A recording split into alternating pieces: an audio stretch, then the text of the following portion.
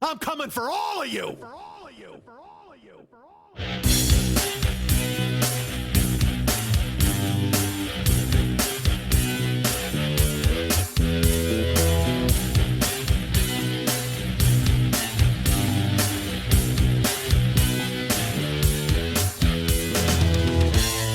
Right now, there's a 15-year-old sophomore in high school who has no idea they're studying nursing just so they can wipe my ass in 17 years.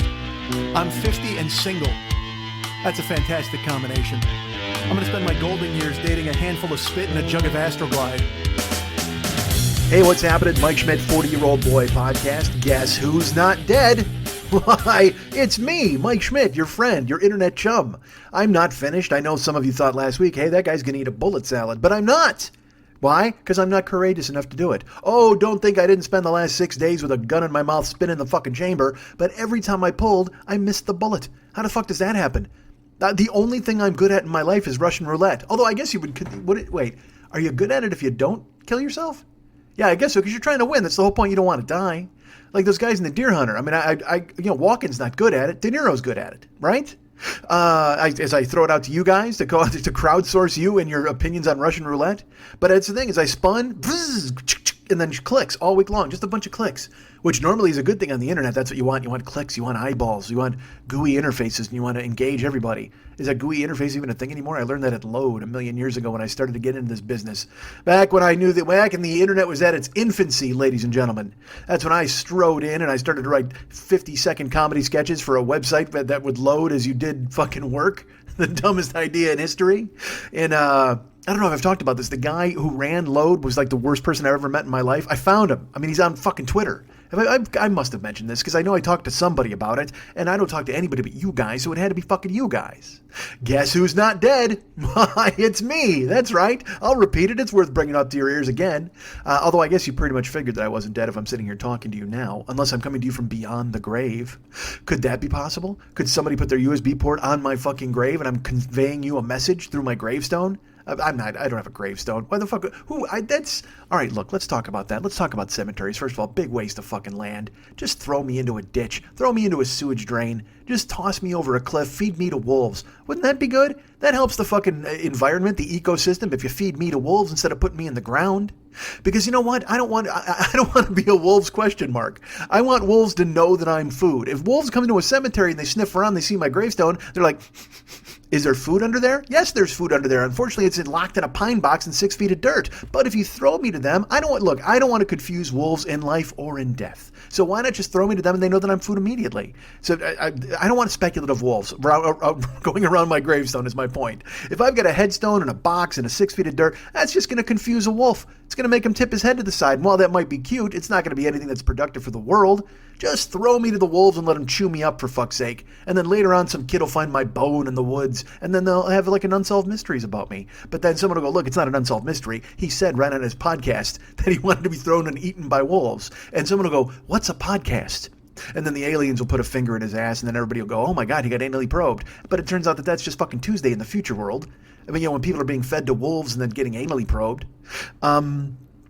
By the way, don't anally probe me. If you kill me, if I die, yeah, see, that's the thing, right? You got to figure how many corpses get raped in this world. Or not, all right. So many sub-tweets, Jesus Christ. So many sub-topics to discuss. Is it, I mean, I guess consent is still a thing, and if you're dead, you can't give consent. So if you somehow get violated, I like violated better than raped. That's probably not the best thing to say in this day and age. I'm not going to argue semantics with you. If you fuck a corpse, you're a rapist. So fuck you. That's right. I'm not going to sit here and come down on the side of the necrophiliacs who are like, well, technically they didn't say no. Well, fuck you. They didn't say yes either. So there's no gray netherworld about you fucking a corpse. I'm just calling you out, motherfucker. You're a bad guy. There you go. Let's shun labels altogether. Rapist, violator, lover of the unbreathing. I don't know what you want to call yourself, but I'm going to call you a bad fucking guy if you stick your cock in anything that's colder than a goddamn refrigerated egg. That's what I say. How cold is a refrigerated egg? See, and now, because now I'm going to get semantics. Guys are going to go, well, it's only 32 degrees, and the corpse technically gets down to 36 degrees, so I guess by your qualifications, fuck you. Don't use me in your defense of fucking a corpse. I will not be called on the stand to testify for you. I'm not going to be the fucking, Philip Wang? Who the fuck was the coroner in the Simpsons case? Tommy Chung? Philip Wang? Toby Chu, Toby Wong, give me that fucking book. All right. Hi. And also, here's another thing, folks. Not only am I not dead, this is important to bring to you. I'm not dead, but also, look who's sitting at the desk like a big boy podcaster. That's me. I'm at the desk right now. I got a laptop splayed in front of me. It's all plugged into the wall, so it won't fucking run out of juice. I got a microphone. I'm staring straight ahead into my other larger desktop computer. I can see myself reflected, and that's kind of fucking weird to see myself talking. Ugh. Nobody wants to talk with a fucking mirror of themselves staring at them, right? I guess it technically looks like I have a partner then, but I'm also a partner who won't shut up and let my partner talk, so that's fucking grim. But my partner continues to talk at the same time. Weirdly enough, though, my partner and I have the exact same dialogue. That's strange. I got a Lucy and Harpo thing happening here, but it's gold. It's spot on. Go ahead and Google Lucy and Harpo. By the way, young people, I'm so sorry to fucking give you a reference that you don't want to think about as I come to you from the desk. See, this is better. You can see how lively I am. I'm not slumped in a fucking chair like Howard Hughes or the fucking Memorex guy in the other room. How many references am I going to give you that you're not going to get? Jesus Christ, these are all fucking the 70s references. Howard Hughes, the Memorex guy, Lucy and Harpo. Jesus Christ, go Google all of this. I'll wait. Mike Schmidt keeping Wikipedia in business since 2010. What the hell, man? Give people something they understand. Selena Gomez. Do you guys know her? I don't know. I woefully underestimate or overestimate the youth of my audience. We all know who Selena Gomez is, though, right? She's a junkie from Disney who wound up banging Justin Bieber, and now she fake sings. That's her. Look, I don't want to cast aspersions on a Selena Gomez. I'm sure she's doing a great job cutting herself a swath through the teen idol business. I missed the boat on that. I was close. I was very close. I was a teen, but I was never an idol. And once I climbed out of my awkward teens, that's when people started to take notice of me. And I was more of a matinee idol in that I idolized people who went to matinees because I had a day job. But that was a million years ago. I don't have a day job now. Now, you know what I do? I sit at a desk and I tell you guys about the Memorex guy that you don't even fucking remember. Memorex, which was, I don't even know if that's a fucking company. I keep saying the Memorex guy. You can Google that. It might not even be on the internet because it doesn't apply to fucking anything. Memorex, that's a company that made tapes. And I think vinyl. Did they make vinyl? In the commercial, there was a dude, and he was slumped in a fucking chair, and he had a drink, and a butler came in, and he's like, the usual, sir. And he said, please. And then he put on a fucking cassette tape of, I think, Beethoven or fucking Ride of the Valkyries, and it was windy, and it blew in his face because it was such great tape to fucking speaker transfusion. I don't fucking know. But then his hair's blowing and there's supposedly a great wind, and then his drink is slowly blowing along the table, and he grabs it just before it falls off. That's the payoff of the entire bit. But now, nobody has tape.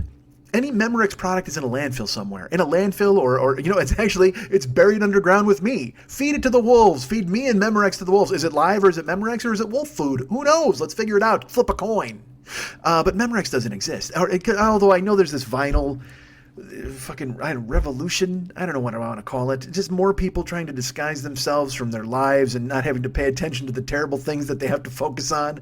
People who leave their work and are like, I don't know, we're doing this now? All right, give me a fucking vinyl. I don't know. Is it red? Oh, it's a red record? Fantastic. When I was a kid, like my mom had an Elvis record that was blue. Like, because it was Blue Hawaii, and it was fucking blue vinyl. And that was, at the time, you're like, yeah, this is awesome, because that was the fucking height of modern technology. Because records were all black when I was a kid. They were all fucking, they all looked exactly the same. But then we started to go with the colored vinyl. It's like, ooh, does it change the sound? Does it just, I'd watch it. I'd actually stare at the turntable and watch it go round and round in a circle, because that's the kind of child that I had, ladies and gentlemen. I didn't have a dad or a mom who paid attention to anything that I did. So I just put on a record and hypnotized myself. Just fucking stare. And luckily, I didn't move my head like a dog, because you would imagine if a dog watched a record, he'd just watch it spin around and around and around and around, and his snot would be going, and eventually he'd wake up and he'd be like, fuck, I'm drooling, I gotta go eat. But I just fucking stared at it. I looked and I stared deeply into the fucking into the Blue Hawaii record. Was it Blue Hawaii? I don't think it was. Fuck, I don't know. But who cares? It's back. I'm sure you can find it. Google that too. I got you guys fucking tapping your fingertips into your goddamn laptops the entire time. Or you know what? If you got your phone, your iPod vagina, whatever the fuck you're rolling with, if you're driving, Google all of this later. Please do yourself a favor. Don't stop unless you want to pull over. Don't stop. Don't stop thinking about tomorrow. Don't stop. It'll soon be here. It'll be here better than before. Yesterday's gone. I don't know if you know this. Yesterday's gone. And you know what else is gone? Tuesday's gone. And you know what? Holy fuck. I'm recording this on Wednesday. Truthfully, yesterday is gone and Tuesday's gone. It's the same song. I just made a mashup up without even playing a fucking note. I just made a goddamn mashup up. I didn't even play a goddamn note. Tuesday's gone. Don't stop thinking about tomorrow because yesterday's gone. By the way, those are bands from the 70s when Memorex meant something to anybody, and there was a commercial running that you knew what it was. Stop Googling. People are Googling Fleetwood Mac. I could not be dating myself more. I need to, what's now that I can talk about? I'll talk about how I'm obsessed with the song Ric Flair Drip. Let's talk about that. Ric Flair Drop? Ric Flair Drip? I don't know. I don't even know. Ric Flair Drip, go woo on a bitch. All right, so the point is vinyl's back. What if that was the point? That was the point of this entire fucking show. That's why I sat down and opened up the microphones. This is why I went big boy podcaster, put on an actual pair of pants and sat in front of the fucking screen and went, you know what? Vinyl's back, ladies and gentlemen. Take that to the goddamn vinyl bank. Take that to the Laugh Bank. I still have an account there, as a matter of fact. I'm just waiting for the interest to accrue. I've had a Laugh Bank account since 2006. We're 12 years in. Around the 15th year, I'm going to call them and find out exactly what I got in there. I'm hoping my ha-has have turned into ho-hos at that point. Oh, that's exactly what I've been waiting for. I hope a tee-hee has slipped into my ha-ha account over there at the Laugh Bank. So, folks, again, vinyl's back. As I've mentioned, if there's anything I can bring to you now, it's that vinyl is back. I don't get vinyl. I don't understand it. Cassette tapes. There are people like that. They're like, oh, dude, I totally want to listen to cassette tapes because it's nostalgia. Why? Why would you fucking do that?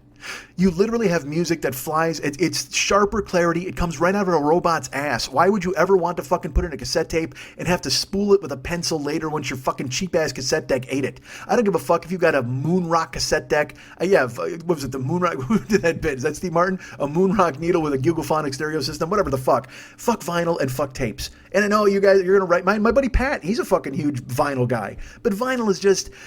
It's just creepy, man. It's carpeted basements and child molesters. That's all vinyl is at this point. And it seems like a harsh indictment of everybody that I know who likes vinyl, and I don't mean to be that way, but however, that's what it screams to me. Move on. You got not even CDs. Now there's just music in the air waiting to be grabbed. It's ethereally being transferred between wire and machine, and you can find it. That sounds like a Rush song. But still, there you go. When they wrote Spirit of the Radio, radio's dead now. And which is terrible because now I try to begin the day with a friendly voice, a companion unobtrusive. I can't find one. All of my companions are obtrusive. I have no more unobtrusive companions. Thanks, Rush. Thanks for instilling in me the thought that I could possibly have a companion unobtrusive. Nope. I've got an obtrusive companion. And you know what? They only play songs that aren't elusive. What a fucking terrible turn of events. All right, so here's the deal, folks. I don't like vinyl because it's for child molesters, because everybody who's got a new vinyl system and a special speaker and all that other bullshit, you know that in their mind, whenever they play a song, all they're thinking about is going and staring at a girls' gym class. That's all they want to do. That seems wrong. I'm indicting my friends, and I don't mean to do that. Look, I'm teasing. We're all having fun here talking about the resurrection of vinyl and feeding me to wolves, but we've got a show to do, damn it. Let's move on. I don't know why I punched the desk that time. I wasn't even talking about desk. Hi. I've convinced myself this week that this is okay to do, that it's okay to talk to you guys. Remember last week I was all like, boo fucking who, nobody likes me, which is fucking weird. And then people, because again, it's not that weird thing then when people write me and they're like, no, we like you, and I know you do, and I like me. But last week, and I will tell you this is only my second attempt at doing this show, and it's been the reason the first attempt got fucking scotched is because as I literally started talking, I'm like, all right, fucking do this, man. And I started to talk, and then my phone went blink, and I was like, God damn it, and I turned it off. And weirdly enough, that happened at the 1 hour and 75 minute mark of the last show, and I still scrapped the entire audio. Why wouldn't I go 2 hours and 15 minutes? Why would I go 1 hour and 75? Why do I make you do the math? I could have done the math myself there, but on the fly, I went 1 hour and 75 minutes. Because that's 2 hours. That's a solid 2. That's a solid 2 hours and 15 minutes. That's 2.25 hours is what I call that if you want to bust into fractions. And who doesn't want to bust into fractions? Let's bust into fraction factions. Let's break off. I got the quarters over here. I got the halves over here. I got the thirds in the middle. Let's go some fraction factions. And who's sitting in the banana section? That's another thing you can Google and find out what the fuck it means because it's from the 70s. Jesus, idiot. Memorex and the banana section and all of these things I'm bringing you. And vinyl, why not? That's back. Everything's coming back. Maybe the banana section comes back. Maybe they bring back a zombie Bert Convy as they dig him out of the ground to find that he hasn't been eaten by wolves, and they prop his skeleton up and he talks to a fucking dead Marty Ingalls.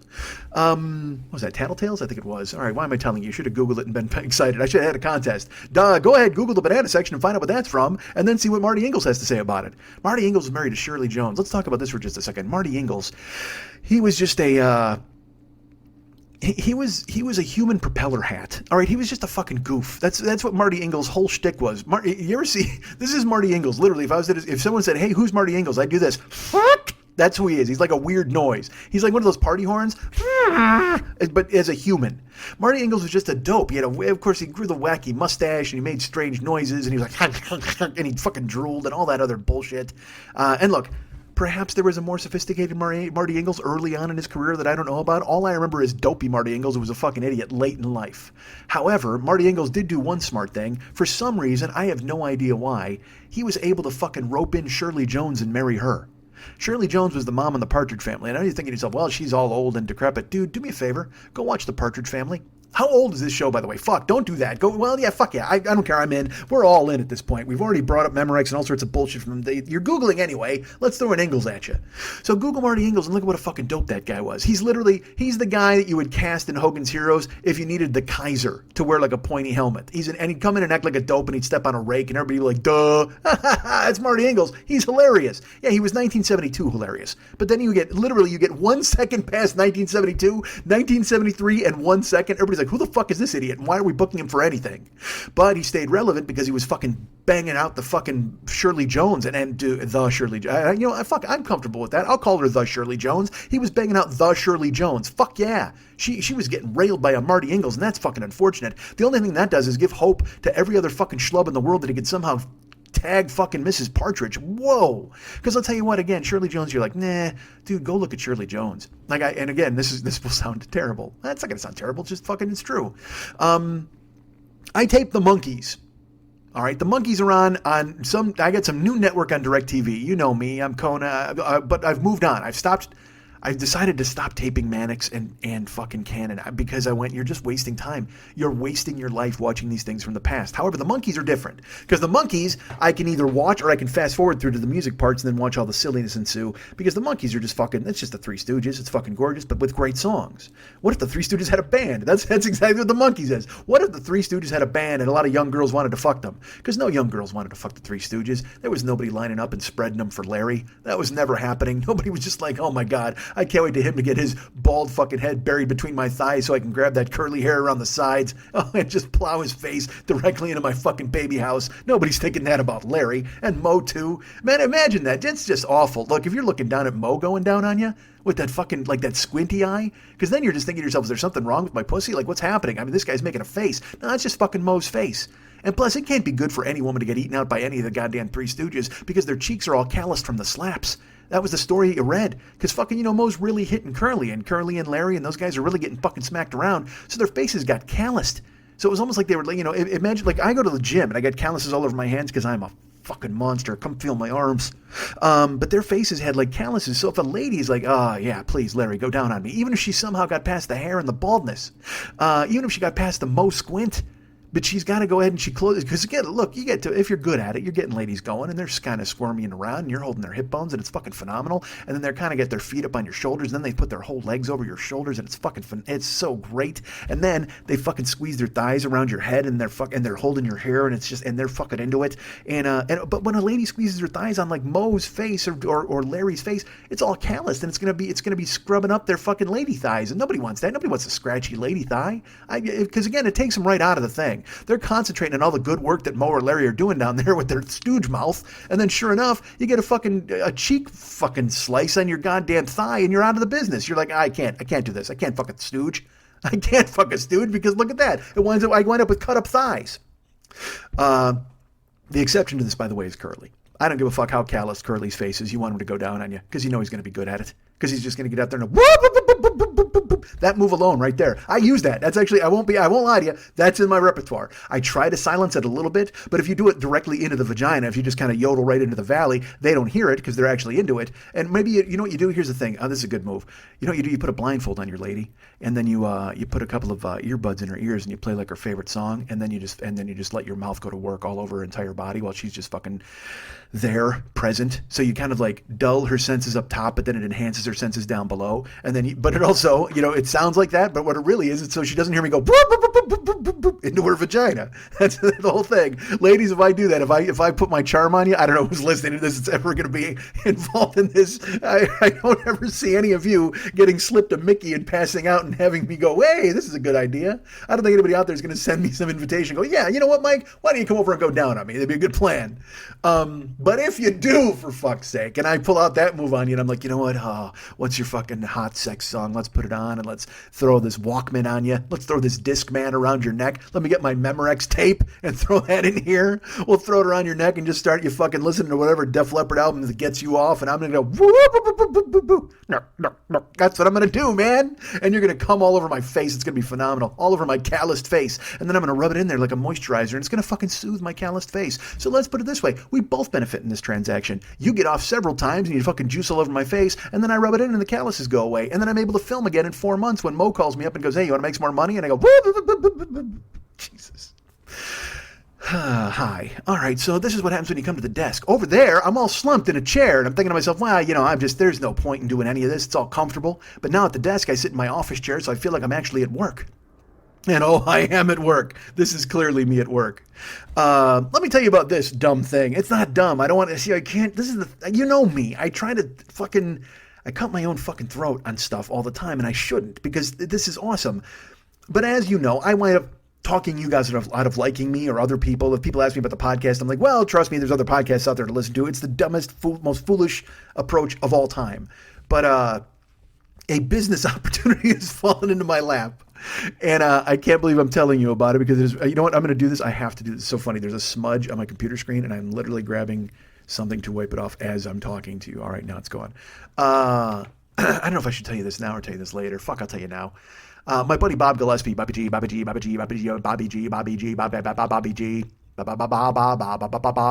he's the best. Cool guy, funny comedian. He's now an entrepreneur. He's moved on. He's a VC dude. He starts companies. He goes all over the country and all over the world, I should say. He's been to Turkey. Goes to I don't think he goes to Iraq, but he goes all over there. He's in the Middle East just like I am. Just like me, my 2 trips to Kuwait. World traveler. So he contacts me. I don't know, a week ago, 2 weeks ago. He's like, Schmidt, you around? What's going on? He's like, I got a business thing for you. So I'm like, all right, well, I'm off to Turkey. Clearly, he wants me to go to Turkey. Clearly, there are ladies there who need headphones tucked into their Turkish ears while I go down. I'm going to go, so I contact him.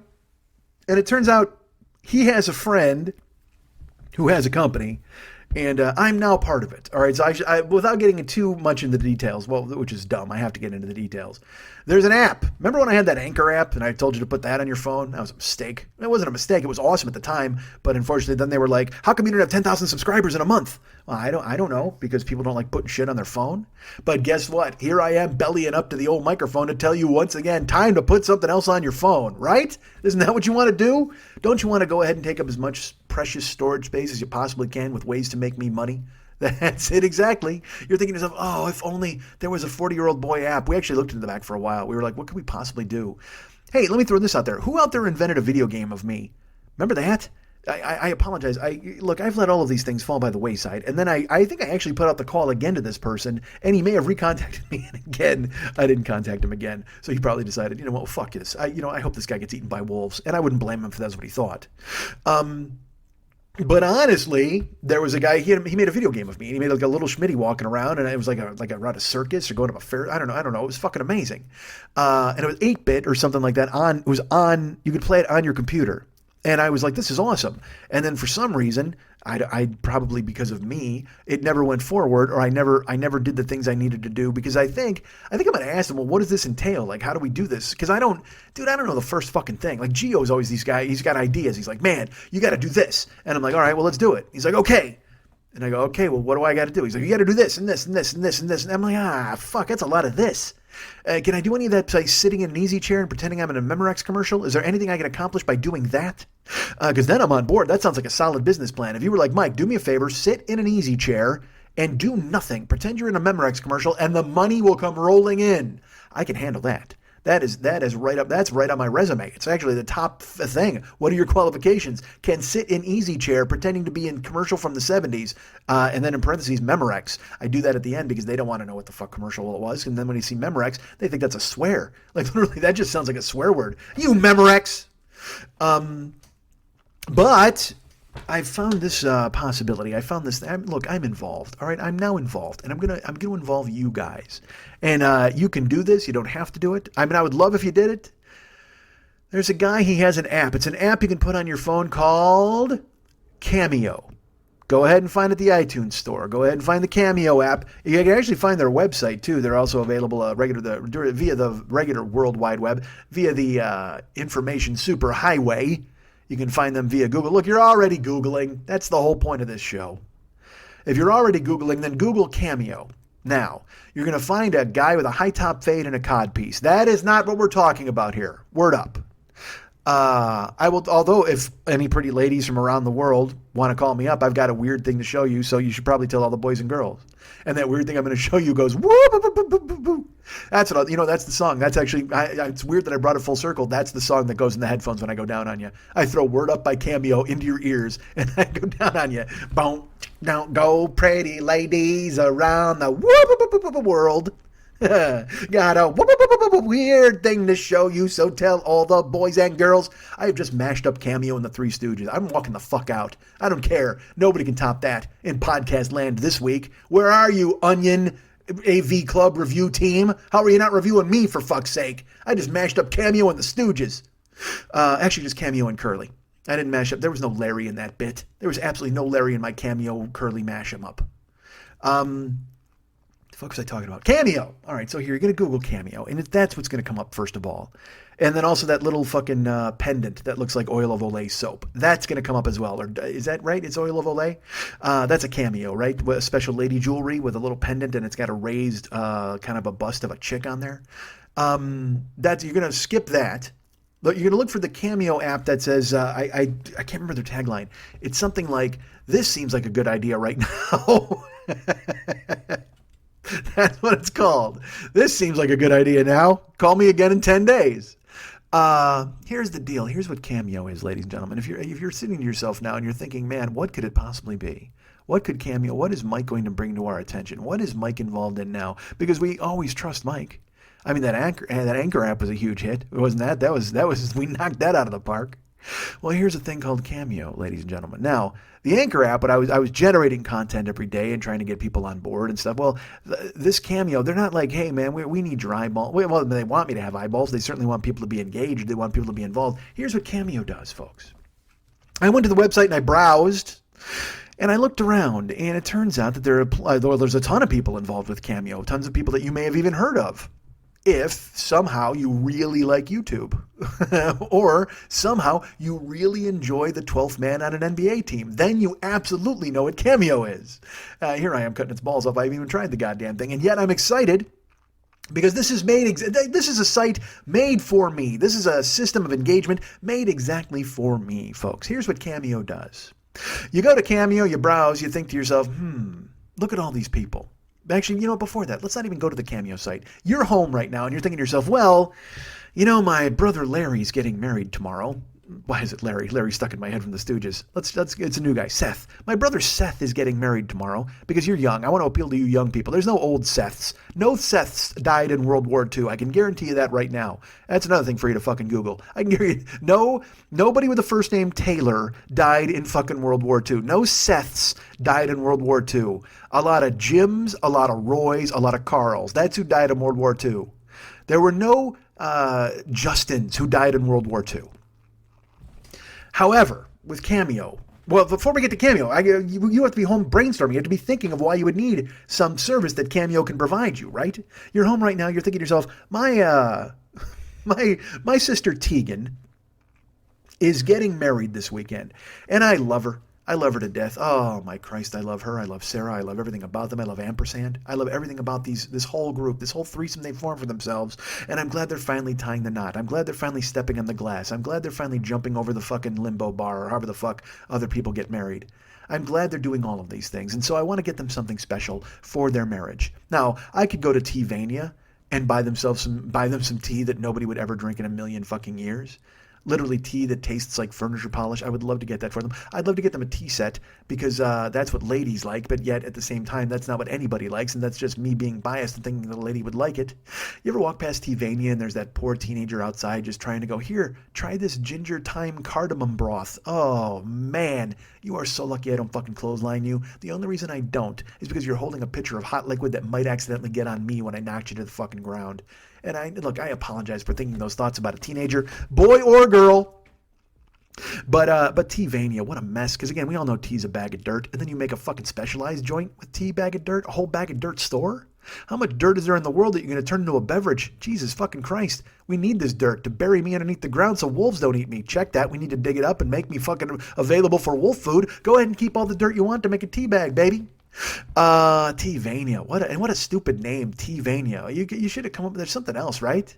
I'm not going to give you a ton of titles because honestly, my brain hurts and I don't want to even think about it. Bag of Dirt fucking Central. That's the only thing I can think of right now for T-Vania. I couldn't even say the fucking name. So that's what you would normally do for your sister Tegan. Maybe that's where T-Vania came from with me. Tegan and T-Vania? Is it because I went from Larry and the Stooges? Boy, I can't. My synapses, they have to stay very local. If I go with a Tegan, I got to go with a T-Vania. If I go with a Sarah or a Sarah J, that Sarah J was a longtime listener to the show who no longer listens, but that's fine. Anyway, folks, here's the deal. You're out there, you're thinking to yourself, well, Tegan's getting married to Sarah. They're going to do a fucking quality ceremony tomorrow and commit themselves to one another in a civil way. Well, no, they can get married. It depends on what state they're in. Still, I need to get them something they would want. I feel like you've got a lot of spit, a lot of lip smacking happening here. Am I too close? I should back up from the microphone, but I don't know because then I have my headbands. All right, slow the fuck down. Here we go. All right, well, I'm gonna get some water. Hey, you guys stay right there. All right, I've now cleaned the detritus that was lurking in my mouth. I think it was. I don't know. But again, I could be wrong. I don't listen to the show. You guys do. I'm directly in your ears right now, and you can just hear me smacking around. It sounds like I got a mouthful of fucking oatmeal half the time. All right, so at least to me it does. You want to get a gift. You want to do something happy or sad or fun for the person you know who's getting married, someone who's getting a promotion at work, somebody who's graduating college, someone who's just bought their first vehicle, someone who's paid off their student loans, somebody who's done something, someone who has a monumental occasion in their life, something momentous, something you want them to remember forever. Well, that's where Cameo comes in, ladies and gentlemen. Cameo is a website /app/miracle that allows you to hire people like me, people like Sam Decker of the Los Angeles Clippers. That's right. The Sam Decker of the Los Angeles Clippers. And any number of YouTube comedians. Oh, I'll tell you what. 3 words have never been so ill-advisedly put together in the history of the world as YouTube comedian.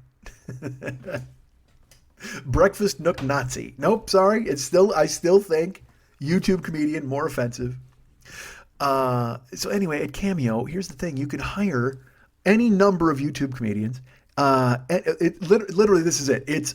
You can hire UFC fighter Rampage Jackson, several quarterbacks from the NFL who I could not find on the site, although they're said in the verbiage to be involved. Sam Decker of the Los Angeles Clippers.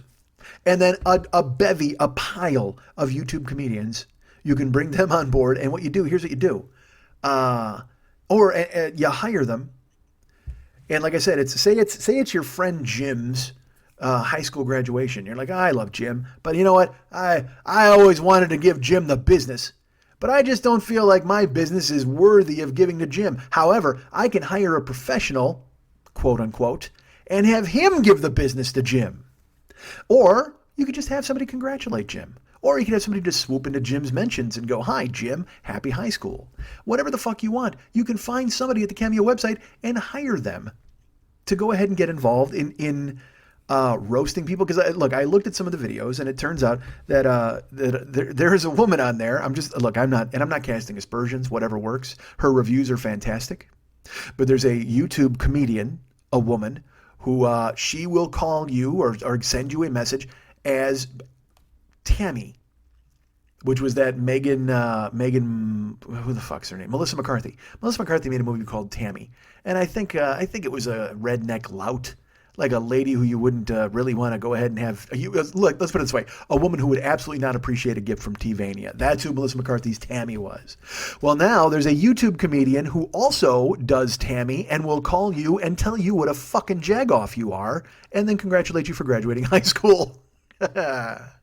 And now I'm involved, baby. That's right. My friend Bobby G happens to know the guy the major domo over there at Cameo, and he's like, look, man, my guy Mike is he's made for this fucking business. He is not famous, and there are people out there who would probably want to hear from him, and also, he'll rip the shit out of you. That's what he does. That's his whole fucking MO. The only person he hates more than the Cameo people now is going to be himself. He hates himself so much, he will vent that all over whoever pays him money to do so on Cameo. And that's true, goddammit. So I'm here to tell you, get the Cameo app, go to the Cameo website, and you're going to find me lurking there amidst, look, I'm merely a sapling amidst the redwoods that are the YouTube comedians. Oh, so many of them. And they are all there, and they're quick with a quip. And they're ready to give you the business. They're ready to give you the Rogering of your life. And I can't hold a candle to all of the YouTube comedians, and certainly not to a Rampage Jackson of the UFC, and to a 12th man Sam Decker, who used to play at Wisconsin. These are all fabulous, famous people who are terrific at their job. I'm only hoping to fit in. And so I throw this out to you now, folks. If you want to roast somebody, or you want me to make fun of somebody, and here's the thing that made me laugh. I was like, I'll do this, but at the same time, I do it anyway. Like I do, you guys call me, or people will say to me, hey, can you call my husband? And I do it anyway. So then I went, well, fuck, why wouldn't I then throw myself into a pool where strangers can hire me to do it? Because look, when you guys tell me to call your husbands and your wives and your sisters, I try to be as nice as possible. Well, these people on Cameo, they might be calling me up and they go, hey, go, just be a fuckbag to my cousin. Oh man, I'm in for that, because I have to be nice to you guys. I can be a fuckbag to anybody's cousin. That's exactly what I got on my plate. So go to Cameo, get the app on your phone, or find it online, and you'll see me there. Now, look, I haven't even cut my intro video yet. I'm trying to figure out what the fuck to do, because part of me just wants to, because again, I didn't realize, you know me, I thought I could just punch a button and I'm on there and people would hire me. But now they wanted like a headshot of me. So I wanted to take a photo, but it wouldn't let me take a photo. It had me pick one from my photo roll. So there's one from like a year and a half ago that I was like, well, I like this picture of me. So I had to pick that out of my phone. I tried to pick a photo from Japan, but then it cropped like my head. It was so, dudes, you don't want to be me. You don't want to challenge yourselves with the fucking obstacles that I have to deal with every goddamn day. So I was trying to find a photo, which was bad enough, but then they're like, here, record your first Cameo. It introduces you to everybody. Try to be, make it a joke so people know who you are. And I'm like, Jesus fucking God. Like, what could that, I just want to put a link to this. I'll put a link to this fucking show. Here's who I am. I'm a guy who can't believe his life has shrunk to the point where he's actually renting himself out to roast people via the phone, which is fine. And look, I'm teasing. Because I'm 50, man. I'm just trying to do what I can to have as much fun as possible and make every dollar I can not really working. That's basically what it boils down to. If you really want to ask me, I'm sure that what it looks like to everybody. I'm a guy. I'm trying to avoid picking up a shovel. It's bad enough I drive people around in the car, but the next step is getting spit on in bars, trying to keep people away, and also getting a shovel and digging fucking graves or holes or construction. I probably don't even qualify for construction. You know why? The orange vest doesn't fit, and I don't lean on the fucking broom right. That's it. I'd be the sweep-up dude. Everybody else gets to drive the Caterpillar claw and run the jackhammer, and you got me holding the fucking exit sign and just moping around. I gotta hold a stop sign and frown. And now look, I can hold a stop sign and frown better than anybody you've ever fucking met. I got that frown down. And I got that stop, collop? What rhymes with stop? Hop. I got a stop, mop, and a frown down. But I'm trying to, and because I'm going to be good at this Cameo thing. There's no doubt. Just listen to this fucking show. But that's the thing is I never know, because I'm born for this, because even my friend Sam Relentless, like literally, like, yeah, you bust balls so much. You're like so fucking brutal. It's like, yeah, I kind of do. So fuck yeah. Why shouldn't somebody hire me to do that? And I know you're thinking to yourself, well, Mike, why don't you get yourselves involved in one of those roast battles? Well, no, because on Cameo, nobody gets to talk back to me. I don't want to get roasted. If I did, I'd buy one of the many YouTube comedians who are so qualified on Cameo. However, I want to do the roasted. I want to do the busted. But you know why? Because busted makes me feel good. I'm not going to lie to you folks. That's from the 80s. At least it's out of the 70s. Busted makes me feel good. So find me on Cameo, folks. He's like, hey man, you got to set your price. And I'm like, fuck, what is my price? If everybody had the same price, it would make sense. And then you could just go in and make an informed decision because you just like people. But if you're just buying discount roasts, that's a deal. There's some dude on there, not even kidding. There's a YouTube comedian who, he wants $200 per roast. Now look, We all want $200 per roast. However, you can't ask the general public to say, hey, do me a favor, make fun of my boss, and here's $200. Now, if I was doing it live, if I came to his house, if I had to put on a costume or a hat or sombrero or something, I get to see juicing up the bust. But at the same time, you're trying to get as many people to fucking get you on board as possible. So you want to come in at I don't want to say a cut rate. I was told that a lot of these people are trying to build up their brand. So that's why they have such a low price. And I'm like, what is your brand? Anonymous guy making fun of people on the phone? All right. Well, that's not a bad brand to have, because if it brings the money in, who the fuck cares? I'll be happy to do it. Fuck, I'll make fun of you on the street, in a street corner. If you promise to pay me, I'll show up. So the point is, folks, and I throw this out to you now, because I still haven't decided a price, but we're going to decide right now. There are people on there who go for like I said, 200 or 50 or whatever. You know what? Because it's a split. You do a split with the guys there at the thing, and so you know what? Fuck. What if I did this? What if I just did it for $20? How's that grab you? I'll do it for $20, because here's why. Because for $20, maybe I can convince a volume business. Maybe I can get a bunch of people who don't even fucking know me to go, yeah, that's the guy. That guy seems glib. I'll pay $20 a syllable for that motherfucker. That's not $20 a syllable. That's 10 cents a syllable. If I roast you for 2 minutes for $20, you got to figure that's not even a penny a word. I'll just fucking vomit words all over you, for fuck's sake. So you're getting a bargain at $20. Should I go 25? Look at me. I'm talking myself out of it already. Because I'm trying to think of the split. Fuck it, 20's fine. You know why? Because 20, that's how much tickets cost to my live shows. So this will be like a live show kind of on your phone, but it's personalized, and I'm making fun of you or a friend or whomever. And now look, I recognize that you guys are fans, and you like me, and you're my friends, and there's no reason for you to hire me to do fucking anything at this point, because you're all very nice and generous. And also, how many times am I going to climb into your goddamn pocket? I got Patreon. I got sales of stuff. I'm going to be doing live stuff coming up here and trying to get you to sell you some tickets. So I get it. But if somehow inside the kindness of your heart, if you're thinking to yourself, well, you know what? I hate my brother, and I've always wanted to see a professional make fun of him and ruin him via the phone. Because that's the thing. I also don't know how far to go. I talked to the CEO, and I'm like, all right, dude, is there a language rule? He's like, oh, no, absolutely not. So when I went in and perused, there are guys, talking about fucking your wife and all this bullshit. And I'm just like, I guess that's like, all right, that's fine. I don't want to be that fucking mallet over the head about it, but I also at the same time, I don't fuck around. So who knows, man? But that's the thing, is you got to set yourself up as that guy, and then people will decide whether you're that guy. And I also don't want to come in Woody Allen nebbishly and go, the thing is, I understand maybe your cousin is not a polite person. Shut the fuck up. Nobody wants that either. Nobody's paying for that fucking backwards nonsense. You got to come in strong. You got to come in just swanging,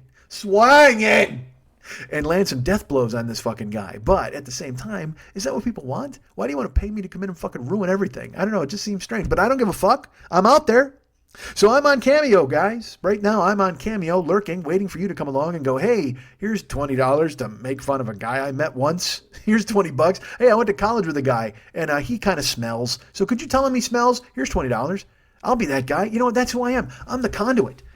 Holy fuck, that's an even better way to do it. Instead of roasting people, dudes, it's like, if you want me to break up with your girlfriend or your boyfriend, even better, your boyfriend. I don't want to break up with your girlfriend. That's fucking terrible. But if you want me to break up with your boyfriend, but here, dude, I just figured it out. Here's how I figured it out. You want me to break up with your girlfriend? That's fine.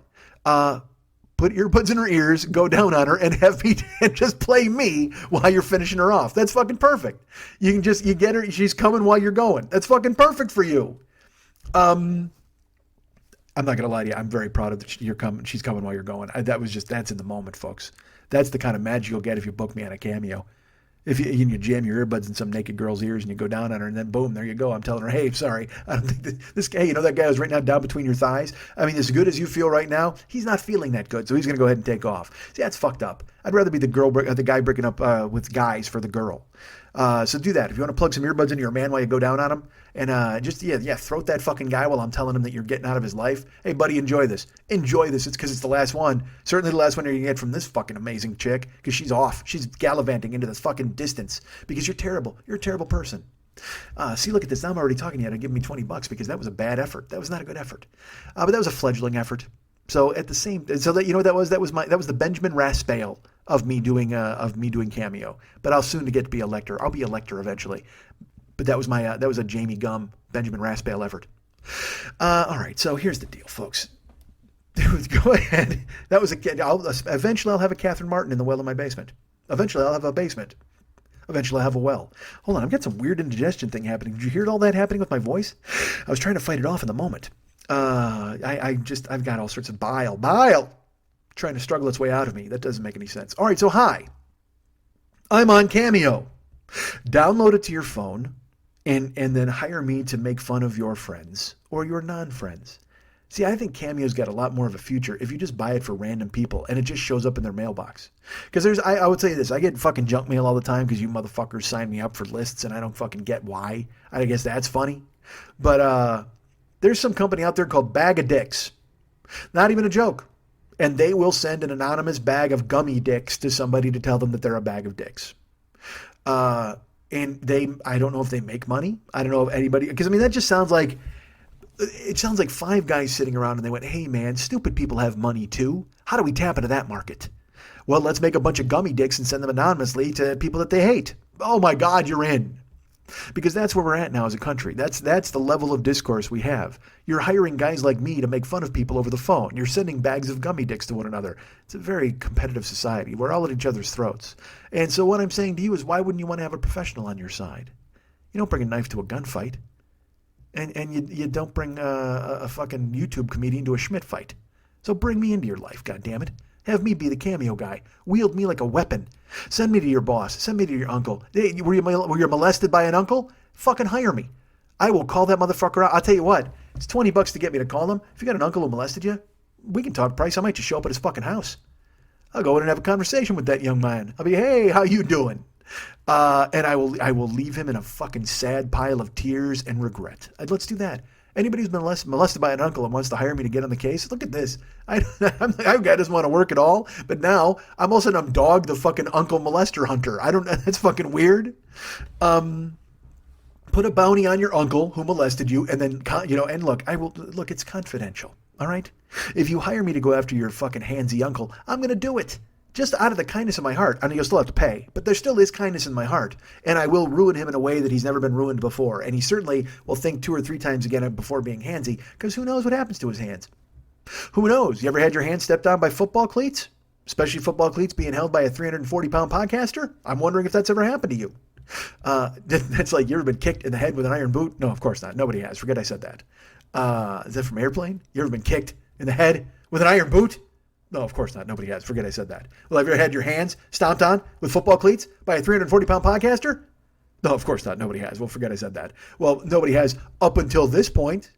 But if you got a handsy fucking molester uncle whose fingers still smell like you and you want to get me on the fucking case, hire me and I will go over there and stomp the fuck out of that guy. This seems like a dangerous territory. You know what? Let's just stick to the phone. I'm reneging on my offer to go ahead and stomp your uncle into oblivion. My Curb Stomp app is going to be tabled. I'm putting it on the shelf, and we're going to stick with Cameo for the time being. Let me hurt people with words. That's all I want to do. I'm 50. Because also, your uncle might be tough. And then his fingers wind up inside me, and then I got to hire you to fucking come and save me. That's not good. Look at us just passing money back and forth to one another as your uncle's hands smell like both of us. That's not fucking great at all. All right, let's take a breath. Well, it's funny because I was going to talk about Japan, and look what happened. This show just kind of fucking railed by. It flew by us. I got to talk about Japan, right? Don't I? I should. Shouldn't I tell you some stuff? Because the last thing I told you about was day 3. I was there for fucking 14 days, 15 days, I think. So I got to tell you more about day 4. All right, let's do it. Let's talk about day 4 in Japan. But first, before we do that, let's put a bow on Cameo. I'm out there. I exist. You can hire me on Cameo to roast whoever the fuck you want for $20 a crack. And even if you just want to hire me to call you and make fun of you, I don't fucking care. I'll do whatever it's $20 or whatever the fuck my cut is. I forgot to do the math on it. I'm keeping the hard baseline of $20. You know why? Because I really want to build my brand.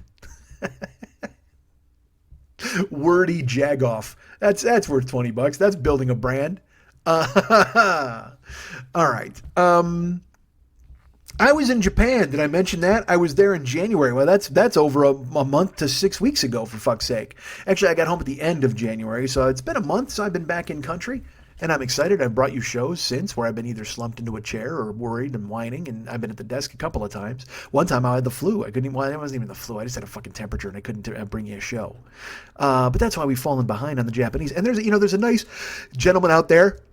I forgot who it was. Selvanam on Instagram, and he was like, dude, I wish you would do a show every day. Like, I wish you would just bring us a goddamn show. If you talked about Japan every day, I'd fucking listen. And I'm like, it's fine. You know what you can do with that, Selvanam? Hire me on Cameo.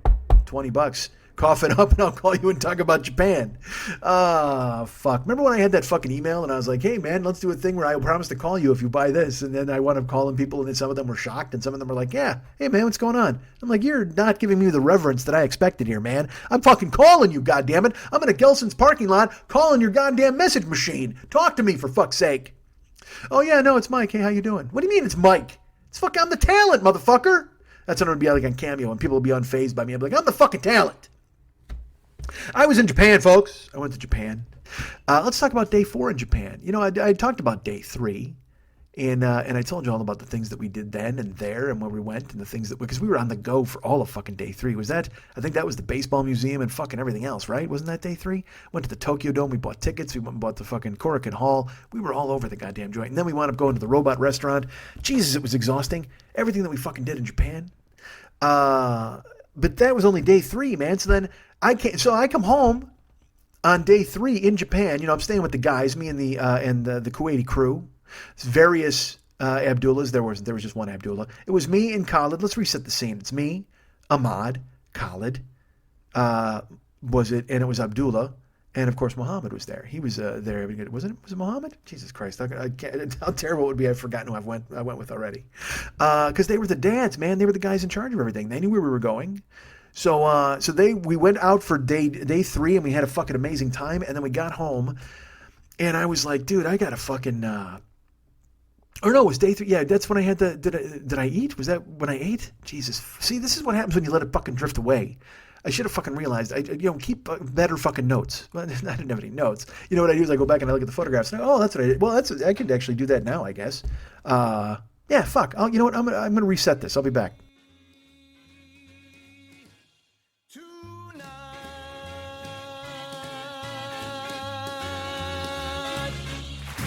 Oh, thank you very much.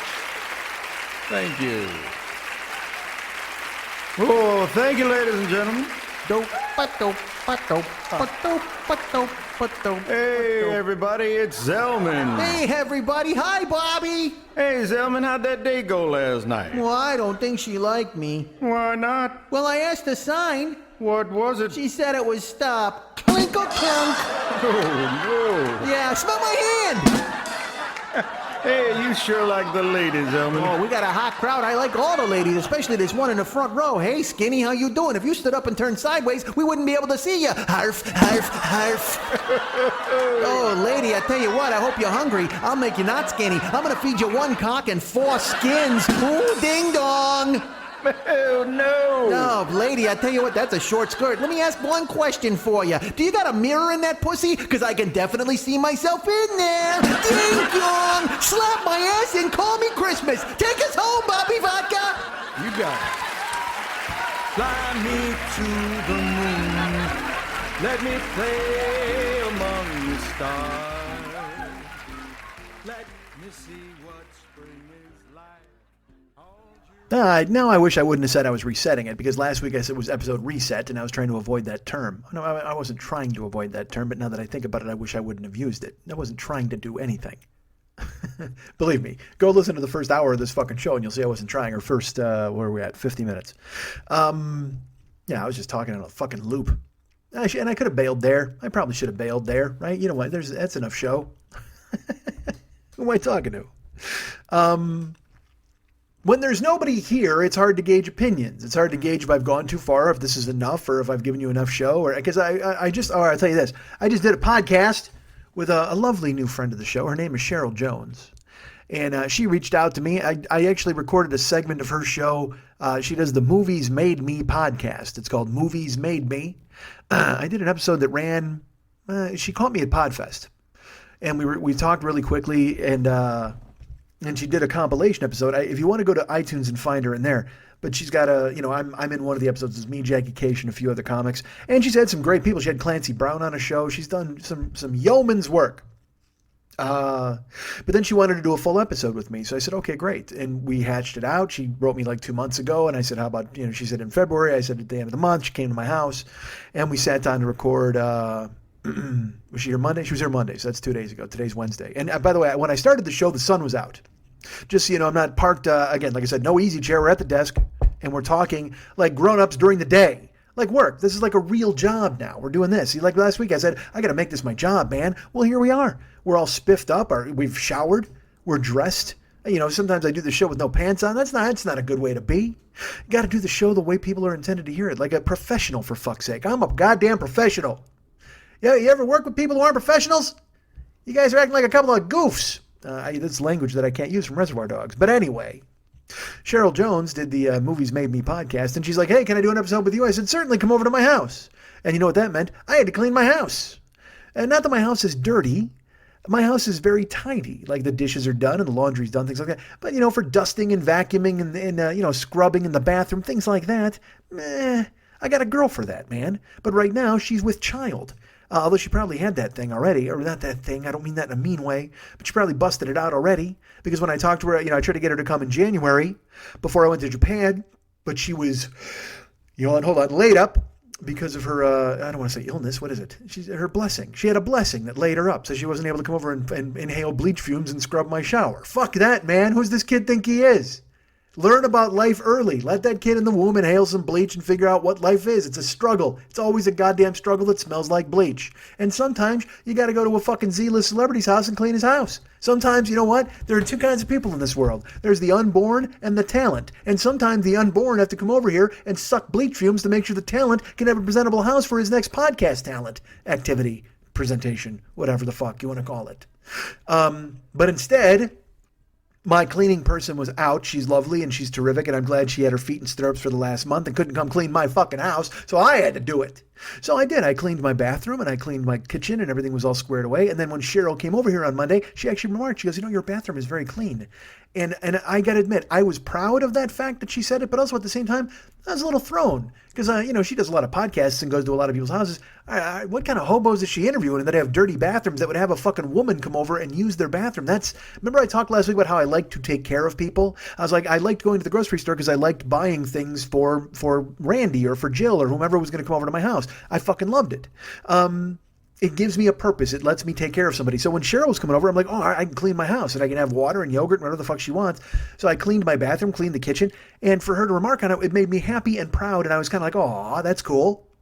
But then part of me was also like, oh man, like where the fuck are you going that you would actually comment on my bathroom? Because my bathroom's not sparkling clean. I didn't get in there two-fisted with a couple of scrub brushes. I mean, I used bleach and I used Febreze and I used stuff and cleaned it up. She's like, your bathroom smells nice. I'm like, well, good. This is all what I intended. But at the same time, oh man, where is she going in the past? Does Clancy Brown have a terrible shitter? He might, which is terrible. So you know what? Maybe he's more like Viking from Bad Boys than we think. Hey, scumbag. You tap him on the shoulder, you get a dirty bathroom. You get a fucking a pillowcase full of soda cans. So she came over and she was very nice, but we recorded a show. I'm getting off on a fucking tangent and just making this show longer by talking about long shows. But I wasn't, with nobody here to gauge, I never know what's enough. Whether and you're all very nice. I talk till I'm finished. That's always been the rule. But sometimes I'm like, well, maybe I'll pack it in a little early. I'll give an hour show. But then I'm like, no, there's more to talk about. Still things to discuss. But there's always going to be things to talk about. I'm here next week. I could come tomorrow, as our friend Selvanam said when he was like, hey, man, I wish you did a show every day. I should do a fucking show tomorrow. I could do a show every goddamn day. And don't think there's not stuff in the pipeline that could be bringing me in your bringing bing, bing, bing, bing, bing, bing, bing. Popcorn, bing, bing, bing, bing. That's Dan Aykroyd from fucking Grosse Pointe Blank. Anyway, Cheryl does a show, and we wound up talking. And her show, The Movies Made Me podcast, I don't want to tip it, but it's an interview show where she asks questions about your influences and things like that. Things, again, all right, well, fuck, it's right in the title. The movies that made you. And then also other influences in your life. So we had a conversation, and we were talking over, we were at the desk, just like pros. There was no way I was going to get her to slump into an easy chair. Although love, soft like an easy chair. Did you read that Barbra Streisand cloned her dog?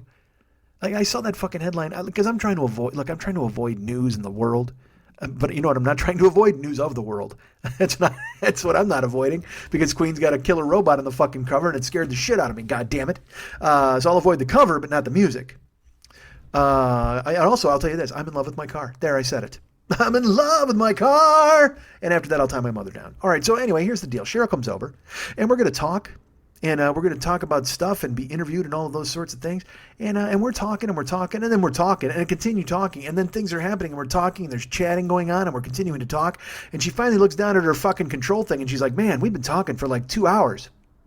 And I was like, well, we better get to those influences then. Because I tell you what, you told me I got 3 of those I can list. So I think we wound up talking for almost 3 hours, like 2 hours and 40 minutes. So she's leaving, and I walk her to her car, and we're talking, and she's like, yeah, I got to, when I was editing this one show, I made sure this is the voice. And I go, wait a minute, are you going to edit this show? She goes, well, yeah, I'm going to listen to it to see where I can cut. And I'm like, why are you going to cut? She goes, well, I like to keep the show, 2 hours is long. I like to keep it underneath that. And in my head, I'm just like, man, again, as I've talked about, that arbitrary prison of, well, it should only be 41 minutes, and then we're going to have 9 minutes for ads, and then a 10-minute outro. And I mean, good, more power to you if you're a showrunner and you got to do that kind of stuff. But the podcast is the only thing you own. It's the only thing that is truly yours. But then what I think to myself is, maybe not everybody's fucking indulgent as I am and thinking to themselves, well, I got all this space. I'm going to live in it forever. Maybe they, ideally, as a person, they want to truncate it and they want to keep it. But you know me, I think everything that comes flying out of my mouth is fucking gold. So when she and I are talking for almost 3 hours, I'm like, what are you going to cut out of this? How could you possibly? She goes, well, I don't know. I'll listen and I'll see if there's anything to cut out. So I don't know when it comes. But here's my favorite part of the whole thing. She's like, yeah, we're going to talk and we'll do this. And oh my God, it's a long show. And thank you for having me. Fuck, you yawns. It's even daytime. Fuck. Maybe that's just a breathing thing. So when she left, she's like, yeah, so I got a bunch of shows banked. She goes, this is going up in July. Dudes. She told me when she sat down, she's like, yeah, this will go up July 23rd. Because her birthday, she's a 4th of July kid. She's like, oh, my birthday's the 4th of July. I was like, oh, dude, mine's the 29th. She goes, well, that's amazing because this episode's going to go up on the 23rd. And part of me is like, wow, that's cool, my birthday week. And then part of me is like, man, you've got to be fucking, what? How much do you have banked? How important are the people you've spoken to that you can't bump me up to the front? So, I mean, go subscribe to the Movies Made Me podcast and just hope. Or you can ignore, just ignore it. It's so mean. Just ignore it until July when I show up. And it'll be a 3-hour chat that gets condensed down to 15 minutes somehow. But it was nice for her to ask me to do the show. It's always interesting to me that people are like, oh yeah, I'm going to carve the shit out of it. It's like, all right, well, good to you. Good for you. I mean, I thought we had a good conversation. All right, fuck this. Let's talk about Japan. Because we already did, I said I was gonna, because now part of me is like, nah, don't, but fuck it. Why not? And day 4 was amazing. I mean, look, every day there was amazing, and part of me is like, we should truncate the days, but I want to live in the days with you guys and bring you to Japan with me.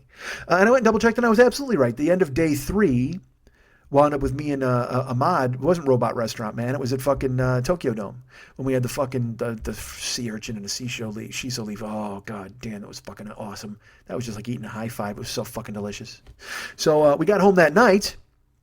And I was like, well, fuck it. I should do a show while I'm here. So I actually recorded a show the night of day 3. I don't remember. I don't know if I might have recorded Japan day 1 on day 3. I don't know. I can't sit here and go ahead and figure it out. But I will tell you this. I recorded the show day 3. And then the next day, I was leaving town. We went there. We stayed in Asakusa, which is, a part of Tokyo. And we had all these grand ideas. We were going to go to Aokigahara, to the fucking Suicide Forest. We're going to go to Mount Fuji. We have all of these great plans. So then this is my first day where I'm actually going to go out of town. This is day 4. And there's a listener, a gentleman named Adam. I don't want to say his last name. I don't know if he gave me permission to do so. But Adam was like, dude, you got to come to Kyoto, man. It'll be fucking amazing. So I said, well, all right, can I bring the guys? All of the Kuwaiti dudes. He's like, yeah, man, bring whoever you want. It'll be fun. I got a plan. We'll go ahead and have a great time. And I was excited because I wanted to go there because, again, it's to see him. And I was putting myself in Adam's hands. Whatever wound up in Japan was going to be fucking perfect. Whatever was going on in Kyoto was fine. However, I did tell him there was one thing I wanted to do. There's a pug cafe in Kyoto. Now, I already told you I went and saw the owls. And I haven't put up any of these fucking photos, and I will, I promise. I haven't put up the videos. It's all going up. But we went to the Owl Cafe, and I told you we walked around, we petted them, they hooed us, and it was fucking gorgeous. Well, Pug Cafe, it's like you go there and you eat toast, and then fucking pugs climb all over you. Oh my god, dude! The danger in the Pug Cafe would be going and never leaving. I would just go, and the second a dog was nice to me, because as I talked about last week, I just want to have a Boston Terrier on my shoulder and go around and have adventures. So if I go to the Pug Cafe, I might just get an application and fill it out and just be the only Guy Jean in town working at the Pug Cafe. I'm the super angry Guy Jean, happy good time pug hour. We'll just do that. And I'll broadcast a bunch of arfs your way. I'll just podcast. Oh my God, fucking podcast. That's it. Perfect. Fucking podcast. Yeah, I know you're thinking pugcast. Bullshit. Podcast. Like pod, but P-A-W. That's fucking perfect. From the Pug Cafe, here's a podcast. 40-year-old boy podcast. Me and some pugs. Arf, arf. Woof, woof. Ruff, ruff. That's the 3 different pods. Pods? Pugs. Fuck. So I had to get up early. I recorded late. And then I went out and I had asked to do this. I should tell you this. I asked the guys because, they were all going to go with me to Kyoto. And then I said, hey, are we going to Kyoto tomorrow? And they're like, yeah, we're probably not. I said, really? They said, yeah, man, the train's expensive. And, honestly, Khalid and Mohammed and Abdullah, they weren't, that wasn't their deal, man. They weren't there to go to fucking Kyoto. They were in town for Electric City and that kind of stuff. Ahmad, however, was always a yes. And he's like, yeah, let's do this. But he was going to hang out with his boys. He's like, yeah, man, and the train's expensive, so, why don't you make that happen yourself? And I said, all right, fine. I mean, I can do this. I was ready. I was ready for a solo Japanese jaunt with no dads. The dads stay home and I'd venture into the fucking country myself. I'm in country by myself. But the thing is, I recorded late on day 3, and then I stayed up and I couldn't sleep. So I had to be up at fucking 7 in the morning because I had to be showered out on the subway train, and I had to catch the bullet train at I think it was at like 8:30.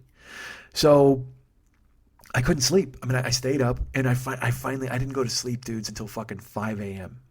And it was just I was just because I watched them play Tekken for a while, and I sat up, and then I was on the internet, and I was catching up on stuff, and after having recorded the show, and I had to do all that social media garbage, and it's not garbage. I like talking to you guys, But then I crashed. I was like, you got to get some sleep here, dude. And because I figured I would just crash on the trains in the morning.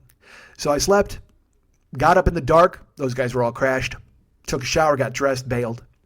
And now, the difference between traveling with the dads and traveling by yourself, the dads, Ahmad always had the phone out with the fucking subway train and all that stuff, and he could figure out this goes here and this goes there. I never had to worry about my phone dying because I'm not chasing the fucking subways. I'm not looking at the GPS.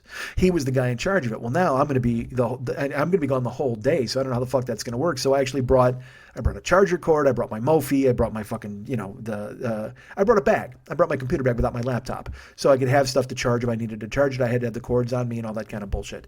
So I got up, I got showered, I bailed. I went to the subway station was right on our side of the block. You had to walk over and walk down the stairs, and then and dude, that was another thing because I walked everywhere. You fucking know this. I told you I lost 15 pounds in fucking Japan because we walked everywhere. But there was also a subway station directly across the street, and I wasn't sure which one I was supposed to take.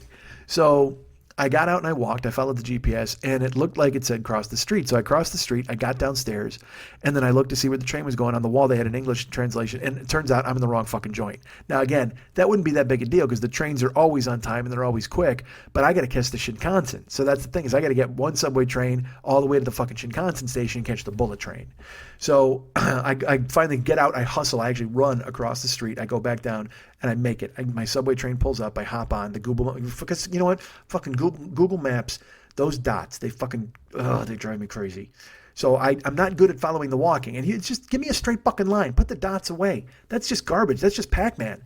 But just fucking give me a straight line and I can follow it. So I take the subway. Now I should tell you this. It's in the morning. The morning commute's a little different because we've been going out at 11 or 12 or 1. Now there's always people on the train. Dude, it's this fucking morning commute. I get on the train. It's standing room only. I mean, there's just a million fucking people on the train. Not crazy packed. But when I got on, people, a wide berth because I'm bigger than anybody in the goddamn country. We get in, I ride it. And it takes me to this central station in Tokyo. And I hop out. And it's this thing where...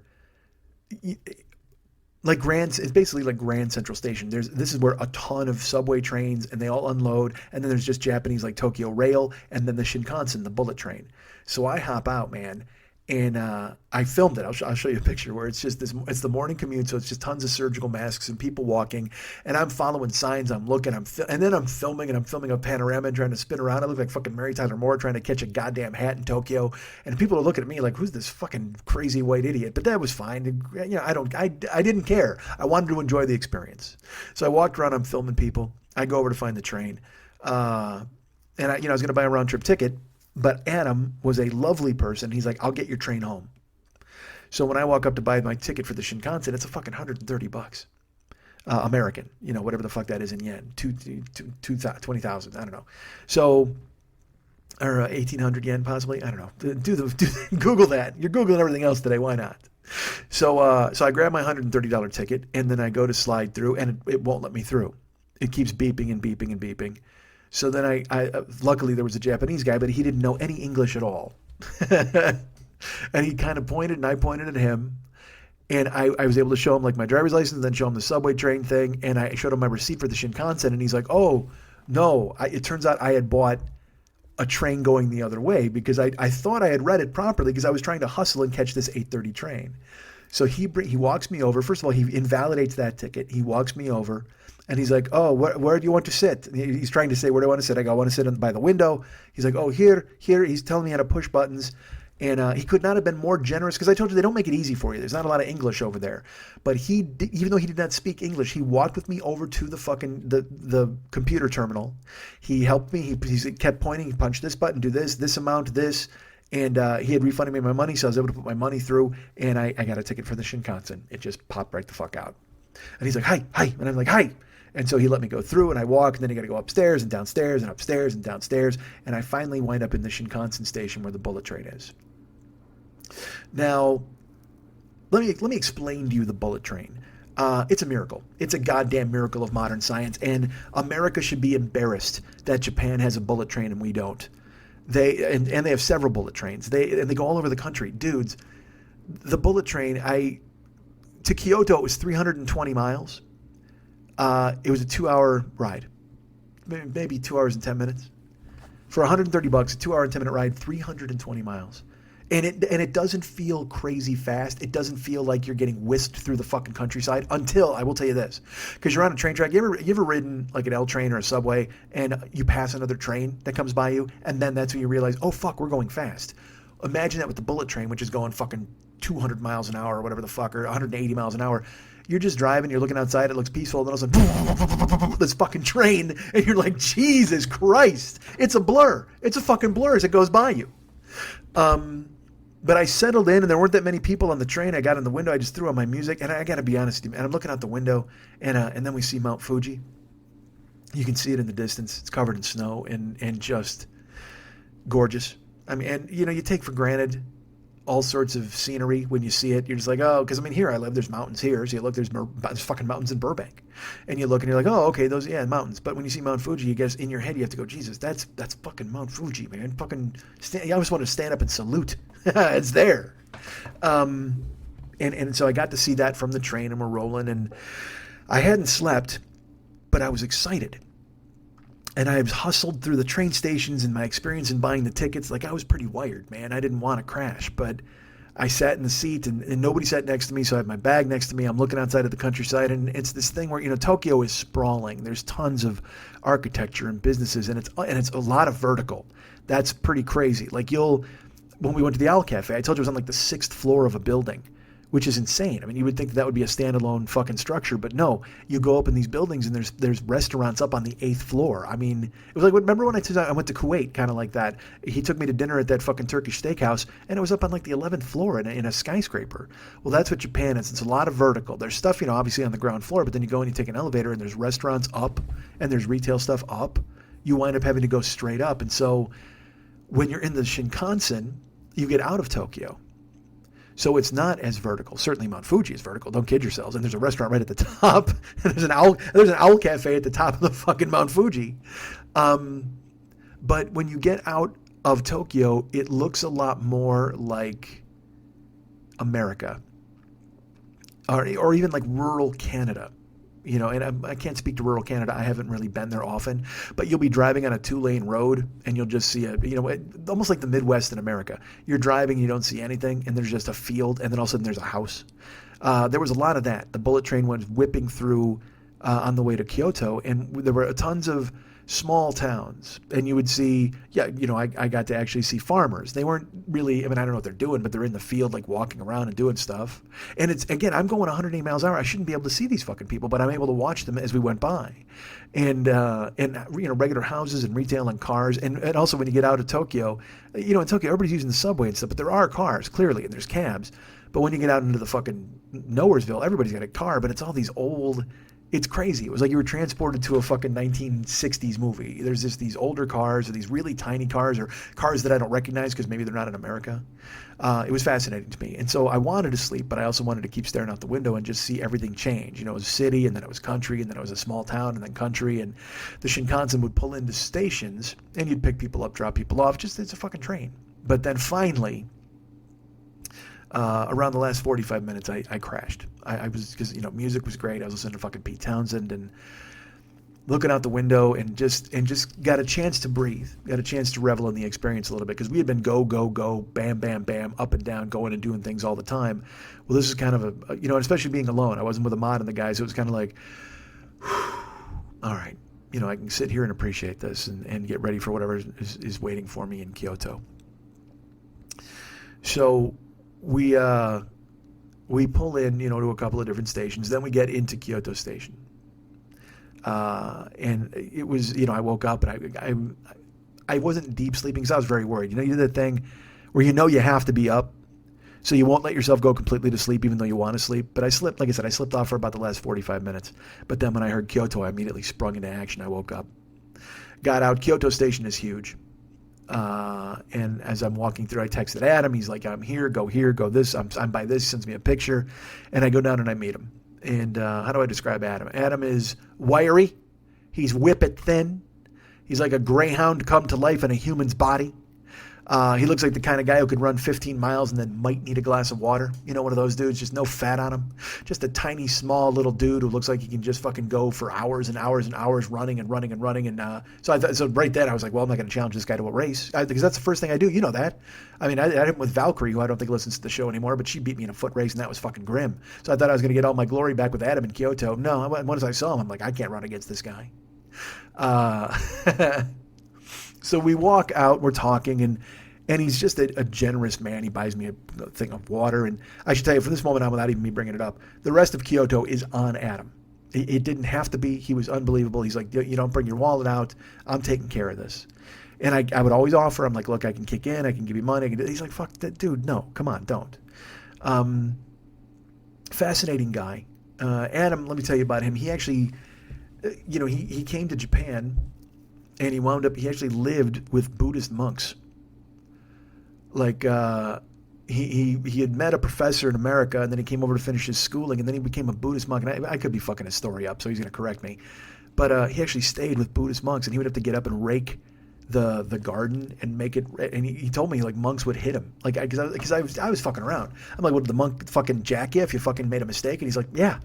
Like, they were pretty tough. They were pretty brutal. He'd have to be up at 4 a.m, silent, and rake the fucking garden. And but then he also told me this. There's all these hostess clubs in town in Kyoto, like strip clubs and stuff. And he told me, he goes, their biggest clients are the monks.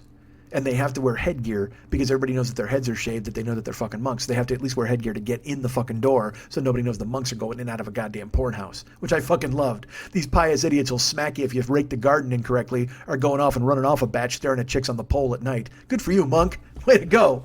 I might consider being a monk if that's the case. I want to be the slapper, though. I don't want to be the slappee. Hold on to your fucking rake there, grasshopper. I can't be that dude. I'll snatch the pebble from your hand and then we'll go jerk off watching chicks. I'm in this together. You treat me like an equal, but if you got me out padding around in the garden and working in fucking weird fucking flippy sandals, can't do it. But for Adam, that was a deal. So now he teaches English at Kyoto University. He wound up going to Kyoto University, and then he loved Japan and wanted to stay. And he wound up, there were members of the faculty who vouched for him to get a job there, which should show you, A, how talented he is, B, how personable he is, and see how fluent in Japanese and English. And I mean, because he's fluent. It was insane to me. He was so, I mean, he's married a Japanese woman. He has the most beautiful daughter you've ever seen. She was like the Japanese version of Seth and Tracy's daughter. Like, I want to get the two of them together and form, that's 2/3 of a K-pop band. I'll teach them K-pop. I probably gotta get a fourth, right? We gotta have 4 girls in that band. You can't just go with a trio. Because if you got 3, you got Stooges. You got 4, you got a band. You got 4, you got a band. You got 3, you got Stooges. So fuck that. We need a 4th. So send me pictures of your daughters. That sounds very bad. Right? Literally, as it was flying out of my mouth, I was like, don't say this. And yet it fucking came out. Send me pictures of your tiny daughters so I can form my K-pop band and be rich. I want to be whoever that fat idiot was who put the Backstreet Boys together and then went to jail. I want to be that guy. But for a K-pop band with my listeners' daughters. And honestly, if you don't think the fucking name of that band isn't Listeners' Daughters, you are crazy. It is totally Listeners' Daughters. So Adam and I get together. We're talking there, and we go upstairs. We leave, and he's like, "I got plans. Right, we're gonna go because Kyoto is a lot more traditional." A lot more old school Japan. Tokyo is very modern. I mean, certainly you can go to places, like I said, you find a palace, and then all of a sudden you're walking and there's a fucking okonomiyaki cart, but still you're in a city. Kyoto, while being a city, has so much history contained within it. So our first plan is, he's like, all right, we're going to go to a castle. And I'm like, fuck yeah, I'm in for that. And he briefed me on the day. He's like, I got all these plans, but first things first, we're going to a castle. I said, I'm in. So we get out of the subway station. Castle was close, so we were going to walk over. But when we get out of the fucking subway station, we're walking, and I turn to my right, and I go, whoa, dude, wait. He said, what? And I look, and I point. Right on the corner outside of the subway station, there's a fucking katana shop. Now, I know you're thinking to yourself, well, yeah, so what? Katana? No. When I say katana shop, because look, in Japan, there were places where you could get katanas or you could get blades, and there was all sorts of different things on display. But this is a fucking true life, old school, family owned katana shop. I have photos. We walked in. We go up to the window.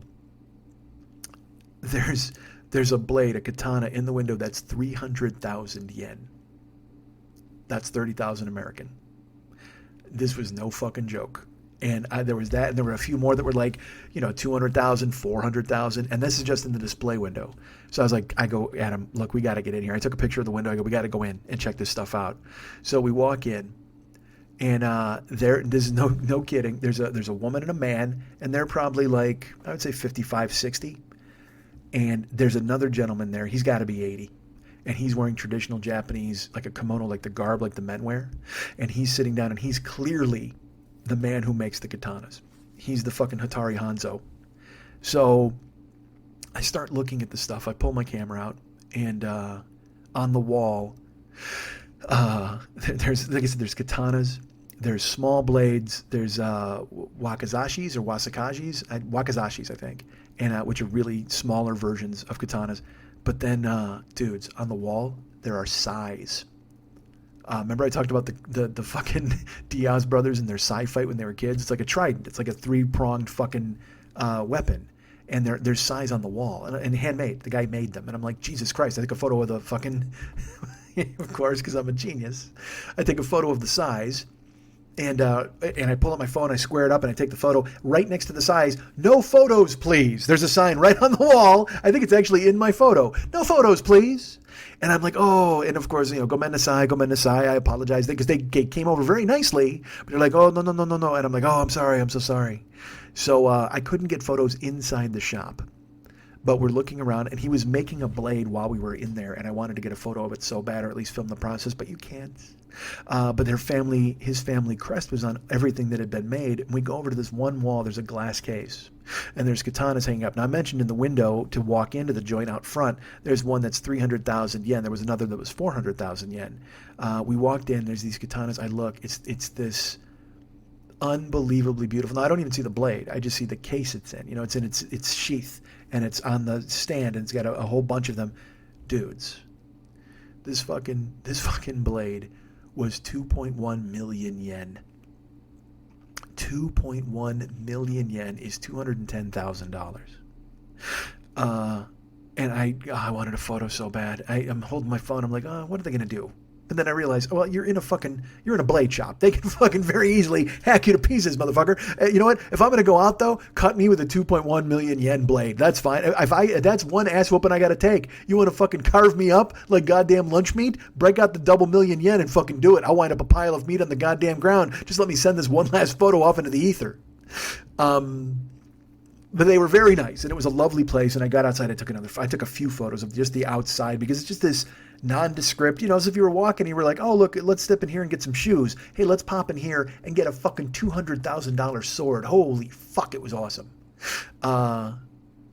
We see that, we walk out, we cross the street, we go, and I see in the distance, I see the castle. And when I say castle, it's not European castle like stone. You know what I mean? Like, your traditional, like in Monty Python, where they're hiding up in the tower and they dump the fucking they shot cows at everybody in Monty Python. But the boiling oil and like Lord of the Rings, that kind of castle. But when they say castle, it's more of a grounds area that is filled with a ton of different buildings that are all part of this castle area. But there was nothing that looked like a traditional castle, but there were places that looked to me like palaces, which I guess are just called castles in Japan. But this castle, dude, so we walk up and there's school outside, of course. So there's stone markers and signs telling you that this structure that we're about to enter was built in 1603. Which is incredible to me that it's not only still standing, but they're willing to let people come in and look at it. Built in 1603, it was built by the first shogun of the Edo shogunate, and we walk inside, and there's a stone path, and I'm taking photos of all the entrances and the buildings, and then we get to the front before we actually get to go into the castle grounds. Remember when I was in the Samurai Museum and they made me take my shoes off? Yeah, guess what? Japan's a shoes-off country, folks. So I walk in, they're like, oh yeah, I know you got to take your shoes off. And I totally get it. I totally understand it. But also, for a big fat dude who's been walking forever and ever, it's a little rough, man. I won't lie. And they had sandals. At least they supplied you with sandals that you could wear. But of course, I'm also a giant, so I got size fucking 14 foot. So they had an extra large sandal that probably needed to have another extra 2 in front of it because my fucking giant foot, I jam it in there. And look, I don't blame them because once we start walking through the palaces, holy Jesus Christ, the beautiful wood of the 1600s was not ready for my giant Nikes. I would not want to be the guy who stepped and put a hole in it. Fuck that. But we toured the palace grounds and we walked through, and there were signs that would tell you, in this room, this is where the shogun, they're literally in this, the name of the castle was Nijo, I'm trying to remember what the name it was, but Nijo-jo Castle, I believe. Nijo-jo, whatever. And because there was a hyphen in there somewhere, so I don't want to fuck it up. But this was, like I said, the castle built by the last shogun from the Edo shogunate, and this was the castle where the transfer of power was made from shogun rule to emperor rule.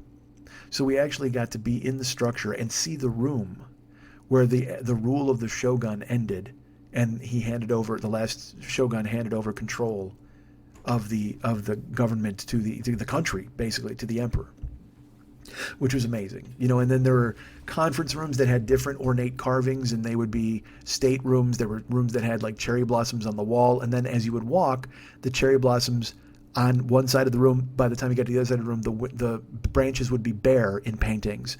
And it was a way to show the passage of time to visitors as they would walk by. It was a way to mark the passage of time in Japan. It was insane. I mean, it was just to know that this, and dude, preserved in a way that you would go, well, they built this a month ago. I mean, it's so unbelievably gorgeous, and they take such meticulous care of it. But it was built in 1603. It's like, fuck me, man. I mean, insane. So I'm walking around.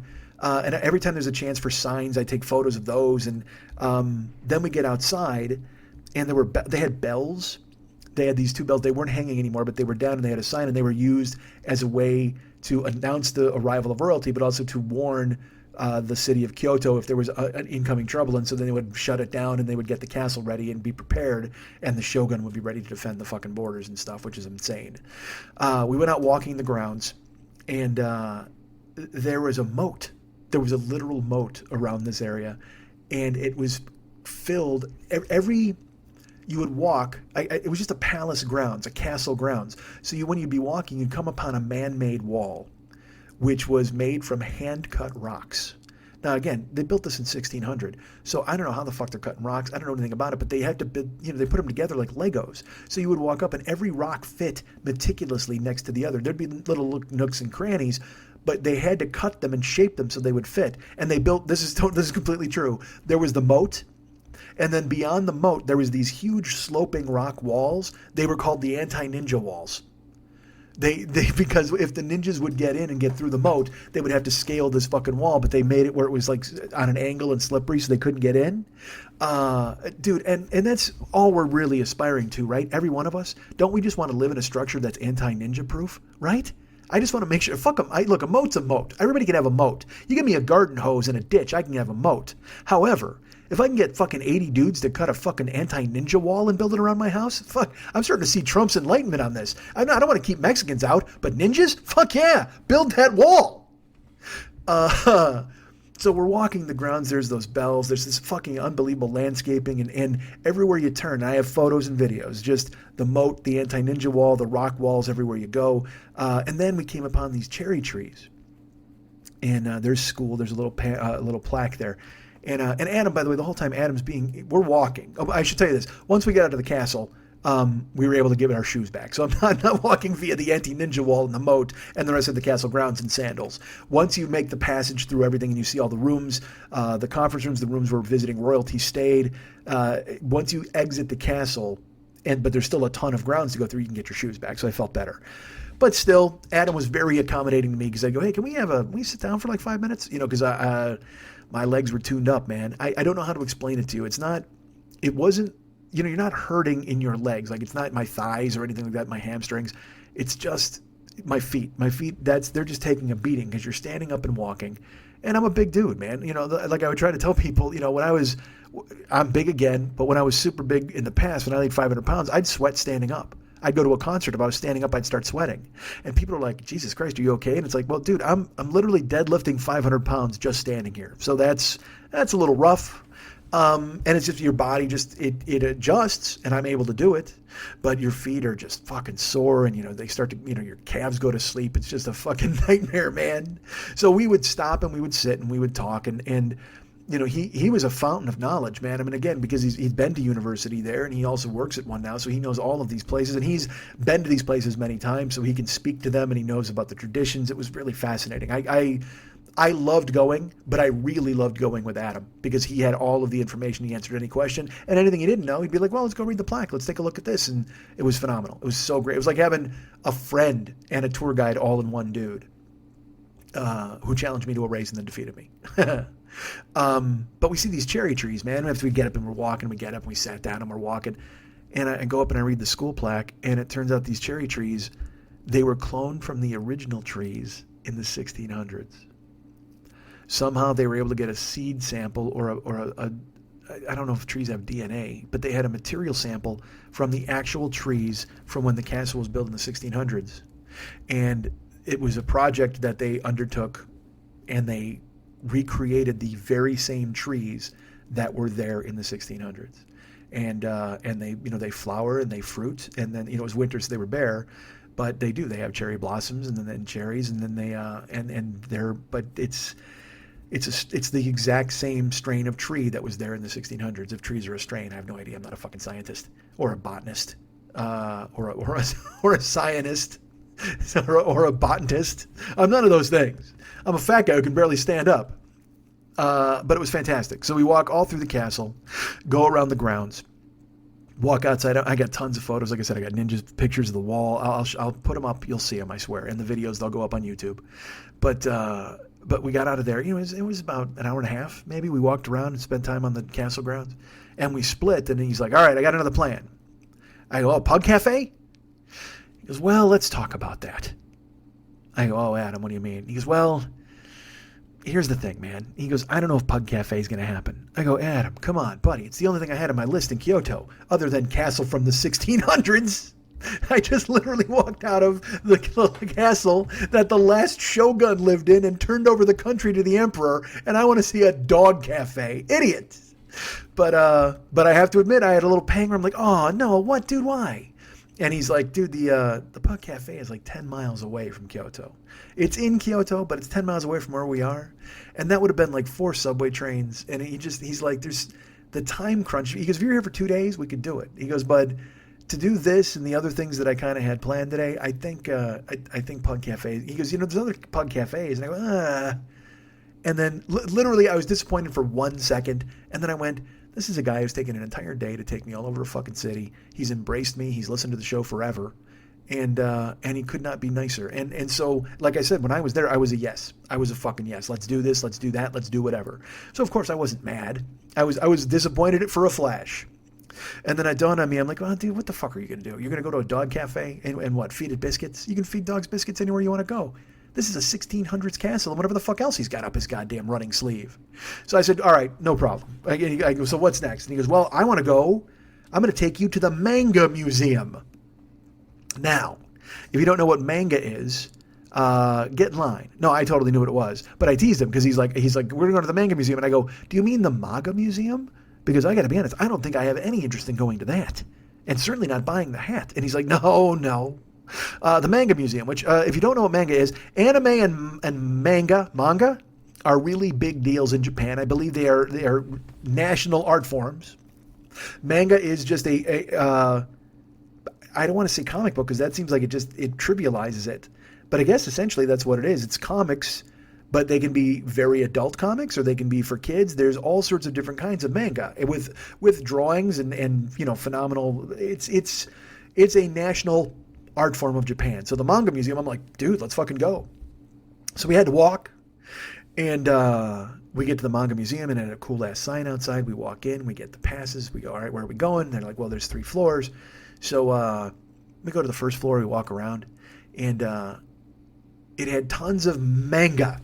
You know what the Manga Museum has? Tons of manga. And so we walk around, and we're reading books. And we're looking at some of the manga displays that they had, which are just which are comic panels for books, and again, not a lot of English in the Manga Museum, but that's okay because there's pictures. So we walk to the first floor and we're looking and we're like, oh, this is kind of neat. And then we get to the second floor, and the second floor is where something I saw the first thing that caught my eye. There was a manga character. This is a manga character named the Golden Bat. Now you know me, I like bats. I like gold. Put them together, it's a winner. So it turns out there's a little stereoscope machine that you crank a lever and it tells you the story of the Golden Bat. So it turns out the Golden Bat was like he was a scary hero character, and he was a big deal to kids in Japan, but he was also kind of scary. But then when the war came, they discontinued him because they felt he was too scary for kids who had dealt with the violence and the horrors of the war. So when they brought him back, they made him more goofy. And I don't know if they changed his name from the Golden Bat. I probably should fucking remember that. But they did. Like he's like the golden, horse now or something like that. But initially he's like a skull. He's totally scary looking. So we walked into this one room and there was a fucking like a puppet show, almost like Kukla, Fran and Ali type puppet setup. We walk over and there's a Golden Bat, like a picture of the Golden Bat, and I get out my phone and I'm like, dude, and I fucking take a picture of the Golden Bat, and right next to the stand there's, please, no photos. Oh, okay. Well, motherfuckers, you should probably put this at the goddamn front door, right? How come every place that I go puts the most interesting thing you can photograph right next to the no photos sign? And how come I don't see it until right after I take the photo? That could be my own fucking weakness. But I have a picture of the Golden Bat. I'll put that up for you guys. So we make it through the second floor, and there's a whole room with a bunch of French manga, because I guess they got involved. So the French are doing manga, and the Japanese are doing manga, and we look at that stuff. And Adam and I then go up to the third floor, and you know what they had on the third floor? More manga? Yeah, absolutely. I'm sure you shouted it with me. The third floor of the Manga Museum, not unlike the first 2 floors, in that it was filled with manga. I mean, chock full of manga. And not a lot of levers that you could crank to learn about the Golden Bat either. Like if you got a whole Golden Bat room, I'm on board. If you got a lot more Golden Bat stuff on the third floor, that's great. But I start walking around and I realize, this is basically just like a library for comic books. That's all it was. Because I'm not a manga guy. It doesn't really mean anything to me. But it was a cool idea for Adam to bring me there. But I have to admit, by the time we get to the third floor and you just see more bookshelves with books on them, I'm like, I'm just in a fucking library that happens to have a Golden Bat inside. So, so Adam and I go in like a couple of rooms, and he looks at me, and he goes, hey, I kind of thought this would be a lot more than it is. And I said, Adam, I'm glad you said it, because this is awful. And he just started laughing. And I go, yeah, this is not good. This is just a bunch of manga in Japanese. I mean, this means nothing to us. He goes, yeah, I'm not a manga guy, but I thought for you coming here, even if you're not a manga person, it would be a thing to see a National Japanese Museum of something. And it was 3 floors of books on shelves, man. It was more of a manga library than a manga museum. And without the presence of the Golden Bat, it would have been a supreme whiff. But at the very least, I discovered the Golden Bat and his interesting backstory and the fact that he was tabled after the war, but then brought back shortly thereafter because he was too beloved. You can't just put the Golden Bat on a shelf. Nobody puts Golden Bat in a corner. Now, I will tell you this, Adam and I had the time of our lives in the Manga Museum. I'd never felt that way before. But the Golden Bat saved it. He was the only redeeming quality of the Manga Museum. Look, if you're going to go, because I'll tell you what, this is kind of funny. A couple of weeks ago, there was a photo of Kim Kardashian at the Manga Museum. I think she was in Tokyo, and then, of course, she's that staged photo bullshit. So she was at the Manga Museum and pretending that she reads.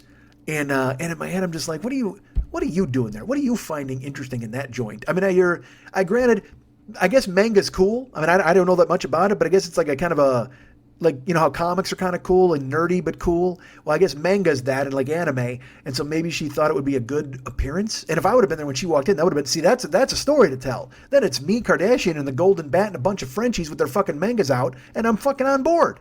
But when it's just me and Adam, by the time we get to the 3rd floor, he's just like, I thought this would be more. And I go, man, this is awful. And he just starts laughing. So we bailed. We were like, all right, let's get the fuck out of here, because there's nothing here but fucking shelves full of manga.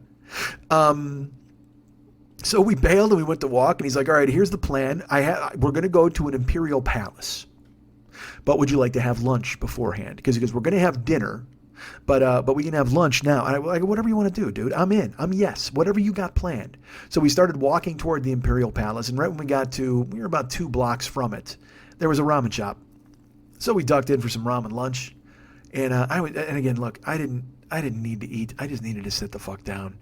The walking through the Manga Museum, because I would fucking crouch on the floor. I mean, again, I wish I could explain to you in a way that doesn't make you laugh at me what it feels like to have your feet like really, really hurting. I'm sure you know, you've walked long distances and that's happened. But I was fucking wiped. I was wiped the fuck out. So we go to ramen lunch, we hung out, and of course he whipped out his Japanese and fucking was dominant. It was so awesome to hear him order in Japanese and stuff. Like I told you, Ahmad can read it. But he doesn't speak it in a way where it's fluent. Fucking Adam was just rolling, man. It was gorgeous.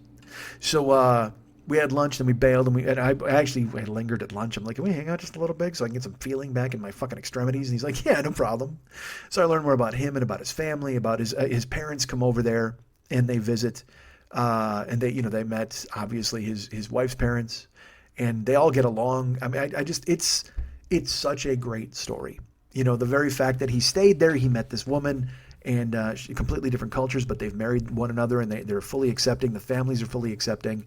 It's just fantastic. And again, I like meeting interesting people. I like meeting accomplished people. You know, like I said, that the morass, the sewer that is online. You see people yelling "fuck you" and calling each other faggot and all that other bullshit over nothing, and it's just like, why am I in here? Why am I doing this?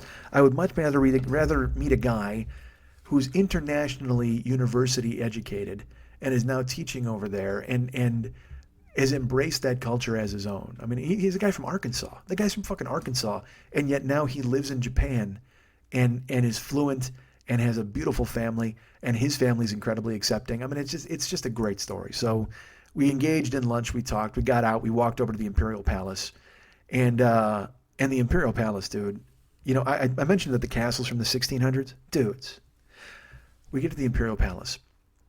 This is from the 8th century. Like, I can't even...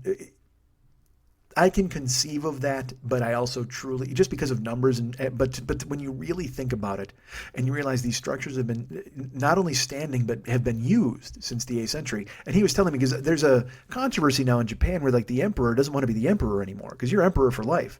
And this emperor is kind of like, yeah, I just want to bail. Like, I don't want to do it anymore. And they're like, what? So he was saying that there was speculation that he actually might come and live in the Imperial Palace, because that's what happened, is when guys would families would leave office or whatever, they would go and stay and live in the Imperial Palace. So he didn't think they were going to, but they were doing a lot of renovations there, so he was speculating maybe that was the point. But we go in, there's structures from the 8th century. A lot of it had been renovated in the 1800s, I will tell you that. So gee, they waited 1,000 years and then said, well, let's go ahead and put a new window up. Hey, let's put in some fucking screen doors. It's been 1,000 years. You think maybe we should go ahead and take the nails out of the wall and stop hanging up photos that way? Photos. It's the 1800s. There's no fucking photos. Hold on. Oh my God, my table just fucking fell. Hold on, let me figure that out. We walked onto the grounds of the palace. We weren't allowed into the palace. All right. We went into the castle, like I told you. We walked around. We saw all the rooms. Not allowed in the palace or any of the buildings thereof. We could just walk around, peek into the structures from the kind of a velvet rope fence thing. And we went and we walked all around the palace. And this was even bigger than the castle. This Imperial Palace, the grounds, I would say were probably bigger by half, maybe even by 3/4. And we walked and we took photos. I took, you did that thing where I was really happy I had the new iPhone when I was there because, I'm taking photos from distance but just making it larger and taking pictures of these ornate drawings and paintings on the walls inside the structures themselves. And me, like I was looking for a way to kind of boogaloo into the fucking building. But I will tell you this, once we walked onto the palace grounds, we wound up with our own guard who decided to accompany us all throughout the palace grounds. He was not away from us. He was never further than 15 feet away from us, and he observed us the entire way through. Because I think maybe he realized, hey, maybe big guy Jean might be leaping in to try to take a selfie amidst the 8th century lodging. But I will tell you this, as astonishingly impressive as both the castle and the palace were, you can get palaced out. You can get structured out. You have to maintain that thought in your brain where you go, this is from the 8th fucking century. Because if you don't, you're kind of just in a theme park. You're like, well, I'm in a Japanese theme park and this is fun. But you have to really put yourself in the mindset of the history that has taken place on these very grounds and in these very buildings. Treaties had been signed, because then we would pull up and there'd be a fucking sign. And like treaties were signed and dignitaries were observed from, welcomed from far away. And they would only get to go in through this one particular gate. And it was only because when the gate was open were they allowed to come in or visit. And if not, they had to wait. I mean, just phenomenal stuff that I learned about the country. But otherwise, if you're just walking around, you're going, well, it's another building that looks like the other building, which you can do. That's very easy at the castle and at the palace, because a lot of the stuff, the structures, they do take on a very uniform quality. Unless you're inside. I mean, at the castle, we could see places with the different drawings and the paintings and the ornate carvings. That was very different. But the palace itself, when you're walking around, you're just like, oh, good, another place that looks like it's Japanese. But you have to realize, fuck, I'm in Japan, and this was built in the 8th century. Fucking appreciate the history. Your mind can wander where you just go, oh, look, it's this place again. But in reality, you're in a place that has been trod upon by fucking samurai and shogun for centuries. So you really have to maintain mindfulness and understand where you're at and the history that on the very ground that you're walking on. And the architecture was incredible, the landscaping. We came walking up and there was this transom with a bridge and then just trees and birds in the water. And I got a photo of that. I filmed a couple, and there was a couple of bird fountains hidden within the foliage. I mean, just sheer beauty. Not just history, but also sheer beauty when you'd walk up and just peacefulness. I will say this too, other than there's school kids and tourists and everybody at the castle and at the palace. But when we got to the palace, there were less people. So all you would hear is us. We'd walk and we'd be crunching the rocks as we'd walk. But then when we were quiet, it was still. It was dead still, and that's when you could really appreciate where you were, what was going on, what this place had meant, and what it had been for a long time. It was phenomenal. It was really crazy. And like I said, the landscaping was beautiful. The grounds, they've been maintained again from the 8th century, but they're still so beautiful. So we were there for also another hour and a half walking. And we walked out and he's like, all right, well, we're probably going to head down toward the university. I want to show you where we're going here. And I said, great. And he goes, so maybe we can grab a cab. And I go, Adam, let's not maybe that. Let's get a cab, because I don't mean to be that guy. But I mean, you could cut me in half right now and my legs would continue to walk back to America in spite. They're so fucking angry at me at this point. But we still had a good, 3/4 of a mile, I would say half a mile, to walk out of the grounds to find the street. So we walked, and as we walked, I would turn and take photos. And there were these, there was a building that, this is great. I got to read the history. It was supposedly like a grain house where they would keep rice, but in reality, that's where they kept fucking weapons. So the first thing they would do is they would head for the granary or the rice. There were also rice stored in there, but a ton of weapons would be stored in there too. If anything hit the fan, they'd all go with a fucking granary. So I took photos of that, took photos of all of these entrances and the gates, and a lot of feng shui too, which I don't understand, but there were no corners. That was the thing. There were no corners on the fences and the palaces. It was all rounded kind of when you turned around, because I guess it's bad luck to have that. I can't speak to that. You can Google it. Look, you're Googling everything else. So we were leaving, and as we walked, I'm taking more photos, and we walked down this shadowy path with a lot of fucking hanging trees, and people are there. And there was a little kid. This kid cracked me up. He's just running.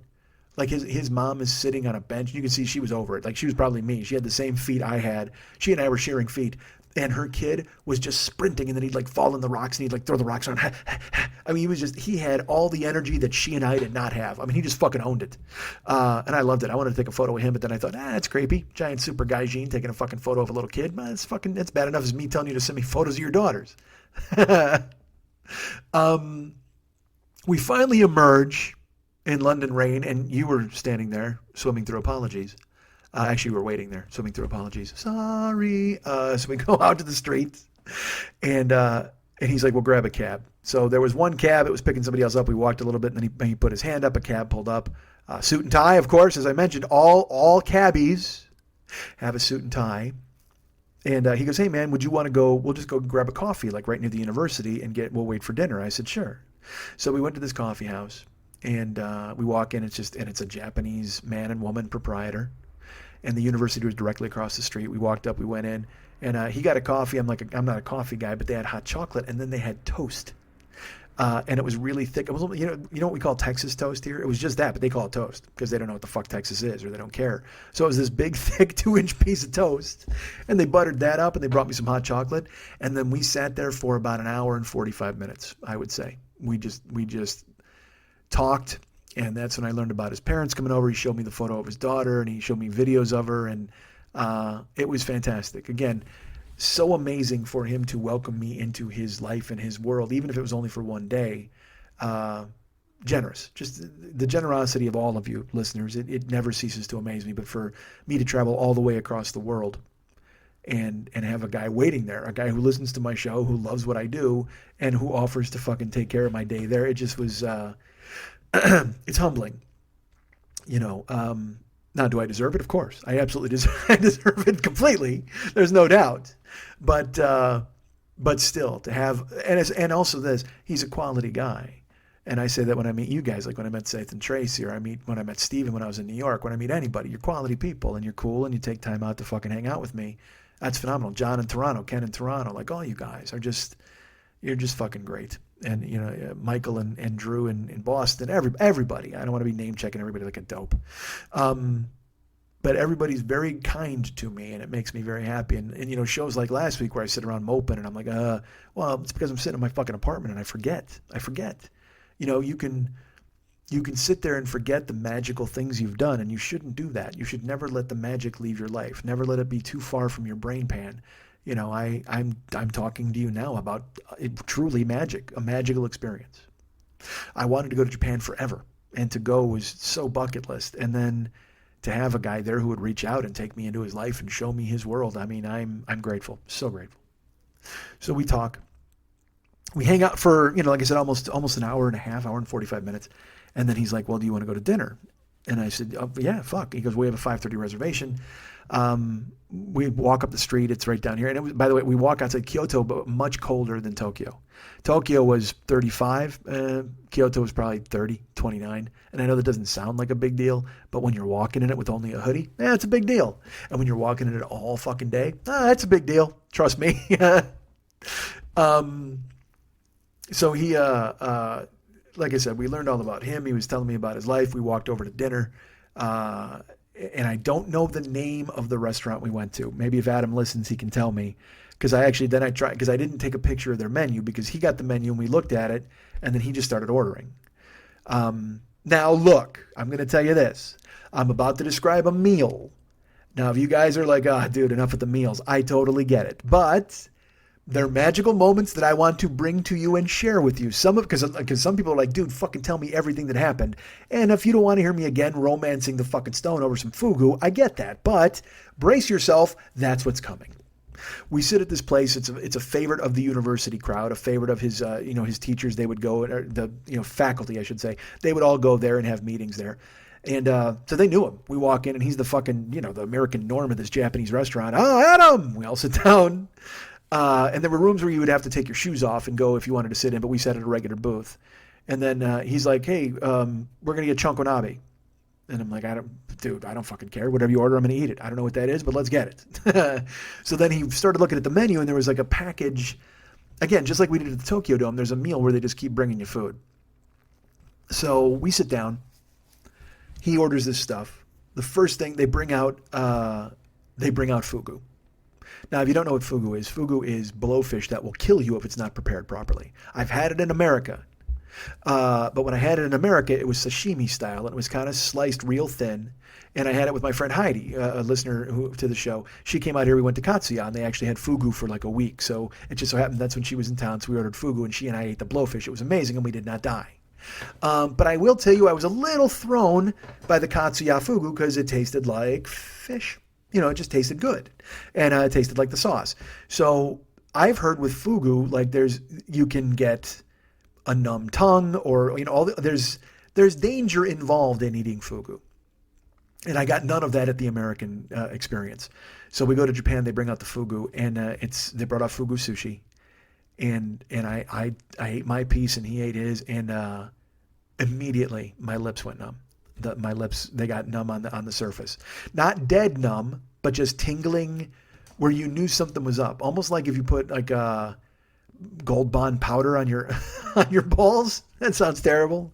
Or like, something like if you eat mint and you breathe in, you get that cooling sensation. Well, I had a numbing, cooling sensation on my lips from eating the fugu. And I was so excited. I'm like, dude, are you getting the numb lips? And Adam, he's like, a little bit. I'm getting it. I go, dude, this is awesome. It wasn't crazy. It wasn't pronounced, but I knew it. I knew it was there. And then I was like, that's all I wanted from fugu. I wanted the numb mouth. That's all I wanted to get.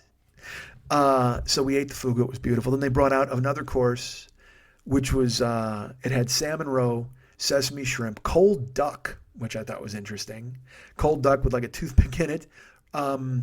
Octopus tentacle, sweet potato, Japanese potatoes, squid, and steamed crab. Now, the steamed crab was separate, but the squid, the head was stuffed with like a flavorful tofu.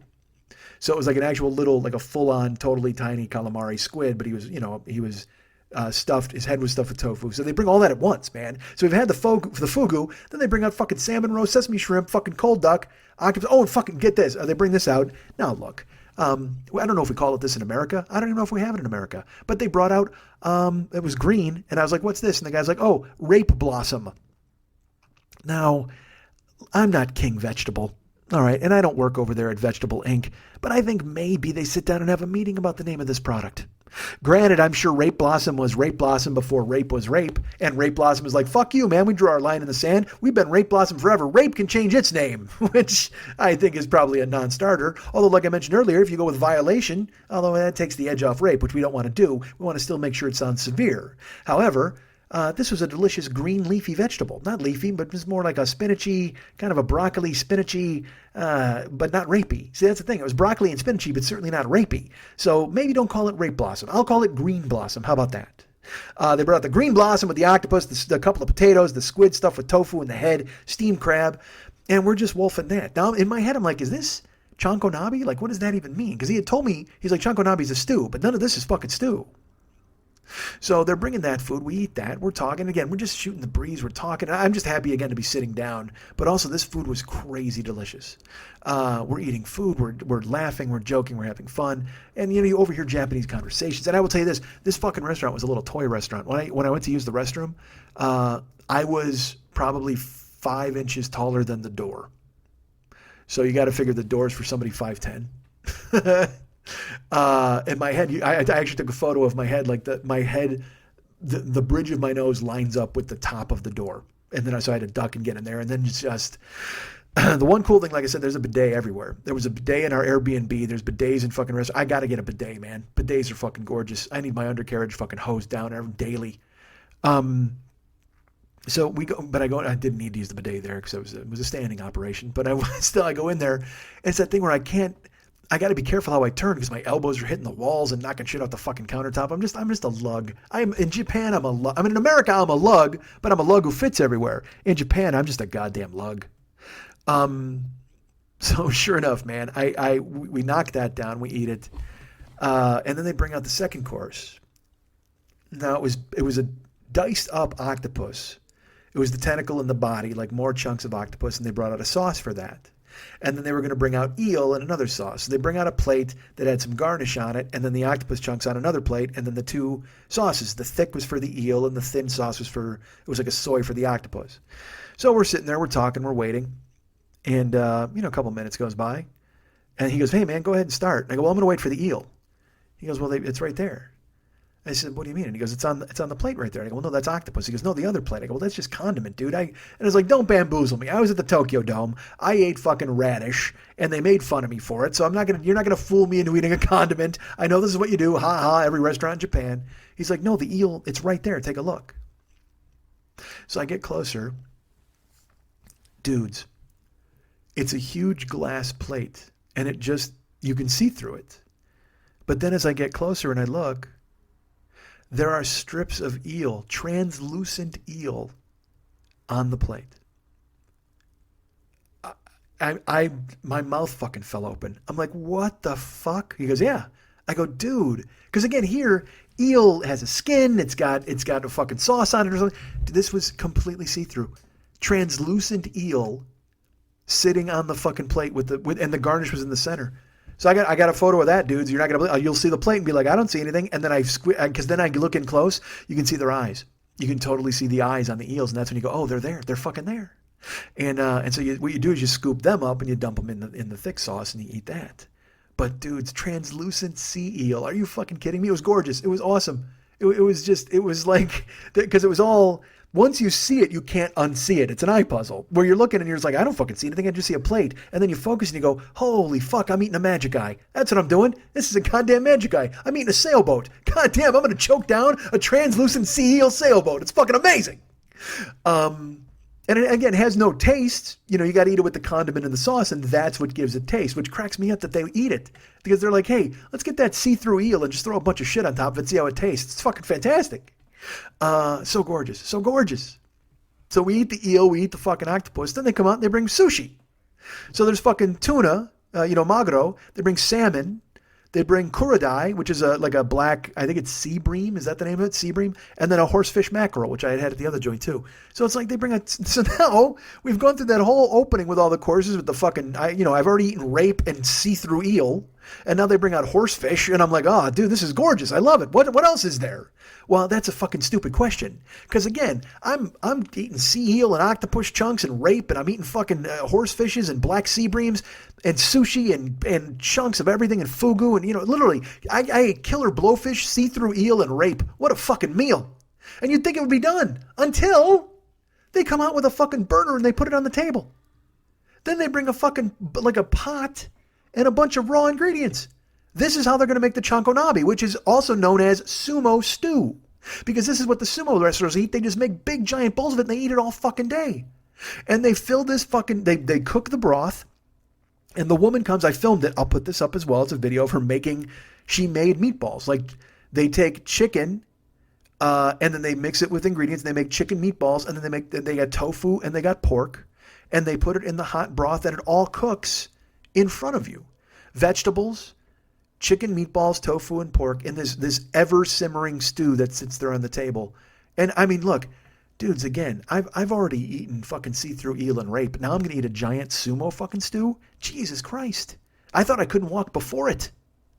But sure enough, man, we start getting, she cooks it and I filmed her, and it was ridiculously delicious. I mean, the meatballs, because again, it's that thing where you're like, well, I'm never going to eat this. And then you just keep eating it. You just can't stop because it's so damn good. And as long as I didn't eat too much broth, because you know me, I fill up quick, but I'm eating the meatballs.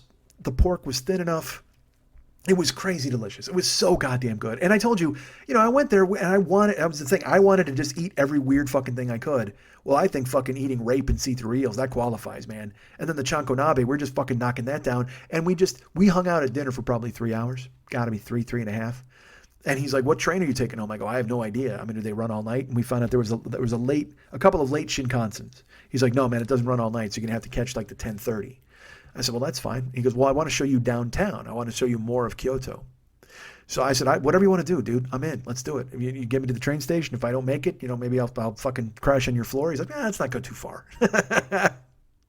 But then we walk out, he pays for dinner, which I don't know fucking how much that was. It was ridiculous. Could not have been more lovely or accommodating or nice. Just Adam's the fucking coolest guy. So we go. And then he hails a cab, thankfully, and we hop in. Because again, even after 2.5, 3 hours of sitting there and eating chanko nabe, now my legs, that's another thing. I will tell you this. You have to, and I feel terrible fucking describing this. You need to sit to fucking get your blood flowing and fix your legs again and all that. But then when you stand up, your legs are just like, you're not going to do this again, right? Because they think you're done for the day. It would happen when we'd go home at night. And, when I was at my Airbnb, I'd sit on the couch and watch them play Tekken. Then I would get up to get a fucking, bag of fucking Squid Crisps or a fucking soda or whatever. And when I would stand up, I would literally have to use both hands to push myself off the couch and then stand there for a second for my body to catch up. Because your body's just like, nah, man, we're not moving. We're here. Don't move.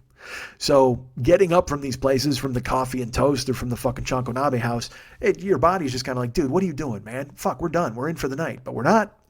I'm the boss of you, motherfucker. My brain says, let's go, let's go. So we got the cab, went to downtown Kyoto. Kyoto, Jesus Christ. Walked a bunch more. And then we're walking through the street and there's more. I mean, again, it's that thing where there's history everywhere. You're walking, there's retail places and restaurants, but then there's a fucking palace with a doorway and a plaque that tells you what it is. So I took some fucking great photos in the dark of these palaces and we continued to walk up and down these streets. He goes, well, this is the main drag and here's where young people go. And then we wound up in this weird alleyway where there was just a restaurant every 2 steps. And there were some of them that had barkers to try to get you inside. And it was a lot of businessmen out drinking or eating and meeting people. And again, this is fucking 8:30, 9 o'clock at night, man. But it was just hopping on a fucking Wednesday or whatever. But we're walking through the alleys. And then he had wanted me, he was telling me that there were these hostess rooms that have geishas, geisha houses. So he's like, oh man, we got to go find some, a geisha place. And I want you to see it. And so he took me down these alleys and then we're like taking left turns and right turns. And all of a sudden we're off the beaten path, man. I mean, there's a lot of people out front. Like I said, there's restaurant front, but then we're in alleys. I mean, we're clearly in what would look to me to be places we were not supposed to be. And as we walked through, he would be like, well, this is where the geishas live. So he's like, they stay here, but then they train in these buildings. And he would show me these hostess clubs where they train geishas. There were signs outside that indicated what they were. And these women, they give up their life. They live there, then they go and they train and they become hostesses.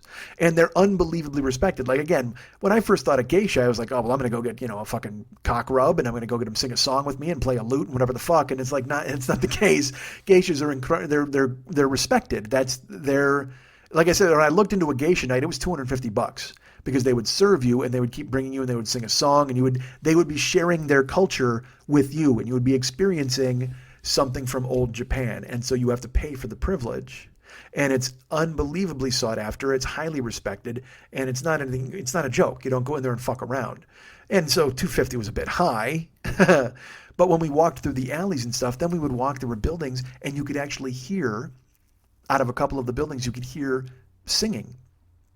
And the playing of a stringed instrument, and he goes, that's the geishas. They're performing for whoever they're hostessing tonight. And you could hear it drifting out of the windows. And it was, again, look, I'm sore, I'm cold, I'm sniffling, I'm full of chanko nabe. but it was still beautiful. I'm in a dark fucking alley, damp, cold, but to hear that, and again, it's if you heard this song, you could easily make fun of it. If you saw it in a movie, you could be, that's ridiculous. But to be standing there in the cold, under the moonlight, darkness, and hearing the stringed instrument waft out of the upper windows and hear the song, it's magical.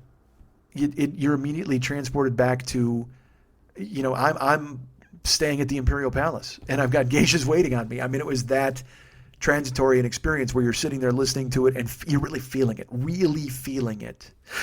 In that moment, you close your eyes, you listen to the instrument, and my aches and pains go away, and the magic returns. I'm not thinking about sitting down. I'm not thinking about getting a cab. I'm thinking about, man, I wish I was inside there, because it was phenomenal to hear them sing and hear them play their instrument. And whether is it something I would buy on a record? No, but it's the magic of the experience with these women bringing their life's work to you. And even being able to overhear a snippet, it almost felt like cheating. Like I had to pay them just for the privilege of having heard the 1 minute we heard drifting out of the window above us, but it was worth it. And I will tell you, because we're walking around, and it was phenomenal, but at the same time, in my head, I'm like, is geisha hunt the smartest thing you and I can do at this point? I mean, isn't there going to be someone who's worried about two gaijin walking down alleyways stalking geishas in the back streets? That doesn't seem good. Like when I was in New York, I was with Stephen Popkin. He was telling me about the Tong Underground, and we were at this crossroads where there were these huge battles. In my head, I'm like, I can put myself there when the Tongs ran Chinatown. It was fucking amazing. Well, now I'm thinking, well, are there any like Yakuza here who aren't going to be happy about us fucking stealing snippets of songs out of the window? We didn't pay for the privilege with the geishas. And, but I didn't panic, but I was like, hey, we're stalking geishas in an alley here. And he laughed, and he's like, all right, well, let's take a walk. We walked, and we went up Bailing, we went up Splitting, and we headed for the train station. So we walked, and this made me laugh, actually. We got to this waterfront area, and there was a sign. I took a photo of it. And it was like, it was like, guard your purse or a black monster will steal it. And I was like, this seems a bit racist, maybe. And he laughed. He goes, yeah, I never even thought of it that way. And I go, maybe that's my Americanism still inside me, where I see that the boogeyman is this monstrous black monster. It just seems like you shouldn't have that be the case. But I get it, because in that country, there is not one barnyard animal they will not use on a poster to tell you to hold a handrail. I mean, it's craziness. So black monster, maybe it was his turn. So we went to the train station, and we saw the Kyoto Tower, which was great because, I saw the Kuwaiti towers. So to see a Kyoto Tower, it was just kind of a weird symbiotic experience to have both in my life. We saw the Kyoto Tower. I stopped by, took some photos. We get to the giant train station again. We go up, we down, we in, we out. We go to buy the Shinkansen ticket. And I will tell you this, I am fucking beat. I am so beat. I am just looking forward to getting on the Shinkansen, and beautiful or not, I just want to fucking close my eyes for 2 hours, because I was gassed and I was geeked. Does that make sense? Like, I was ready to go. I think I could have fucking existed another 5 hours having more fun out there and seeing more things, but my body was like, nah, dude, man, you got to fucking stop. Like, you got to rest us. You got to rest you. You got to rest your brain. You got to do something to recharge. So I just wanted to get into the Shinkansen and sprawl out and fucking sleep. So we go up, and like I said, Adam was so generous. He wound up getting my train ticket home, which is another fucking $130 American. And it was funny. There was a 1038 and a 1049, something like that. And he's like, which one do you want to take? I go, I want one that has the best window seat and that has nobody on it. And he goes, all right, he speaks in Japanese, window seat for the 1038. Now I should tell you this, it's like 1026. So I'm like, I wanted to go, get me one in an hour. Like, I mean, I don't want to go running through the fucking station. But I don't know how close anything is. But you know me, I'm panicking. So he tries to get me on the early one, and he looks at me and he goes, oh man, he goes, that one's sold out. And I said, what? He goes, well, the windows are all sold out. So there's only middle seats left. And I'm like, well, fuck that. I can't sit in the middle seat. Look at me, dude. And he's like, all right. And he starts talking to her again. So it turns out the windows also sold out on the later one, the 1049, but there were aisle seats. And I said, well, give me an aisle seat, please. And he did. And we walked outside, and I thanked him profusely. And I probably thanked him the entire way up and down the stairs, all the way up to the fucking train gate where he had to drop me off. But it was such an unbelievably kind gesture to bring me into his life for a day and to pay for the privilege of having me hang out. I mean, fuck that. He paid me to have the privilege of hanging out with him, which was astonishingly kind. You know, and I already was like, I got to come back. He's like, you got to come back. We'll do this, do that. There's so much more to do even here in Kyoto that we didn't even get to. And I said, I want to. I mean, it's on my list. It's what I said. And plus, if you get to LA, and he goes, oh my God, he goes, I come to LA sometimes to UCLA for a faculty exchange, and they do meetings. And I said, you got to tell me when you're here. Because then you're in my town, and I'll take you out, and we'll go out. And I go, we'll have not as good sushi and not as good Japanese food, and maybe not as thick toast. And he laughed. He was very kind and very happy and very nice. And so he dropped me off at the gate, and I went to go find the Shinkansen. And of course, it was completely on time because nothing is ever late in fucking Tokyo. It was right on the goddamn money. I pull up, I get in, and I walk into this train, and it's fucking packed. It is goddamn packed. I get to my aisle seat. I sit down. Luckily, there was nobody in the middle seat. We had the one row where there was nobody in the middle seat. So it's just me and this dude is sleeping. And all these guys, these are businessmen. Like I found out later, when I'm talking to Ahmad, he's like, these are guys going to and from work, even at 6 a.m, and even at 2 a.m, and even at fucking midnight. They're coming to and from work because that's what they do. They work their asses off. And like I said, man, in this country, we need to be embarrassed that we don't have a bullet train. We need to be embarrassed that they are so efficient and everything was so clean. I was in Japan for 2 weeks. I think I heard police sirens 4 times. 4 fucking times. It was quite the experience. It was amazing. So I sit down, I put on the music, and I close my eyes. And of course, I can't sleep because I'm in the aisle seat, and this guy's sleeping next to me, but I keep thinking something's going to happen or someone's going to grab my bag, which is so stupid. Nobody's stealing anything. Like I just said, there's no cops anywhere. But people, when we'd hit the station, people would get up and walk out. So I was able to relax, but I didn't exactly get to sleep. So I rode, the 2 hours it took me to get home.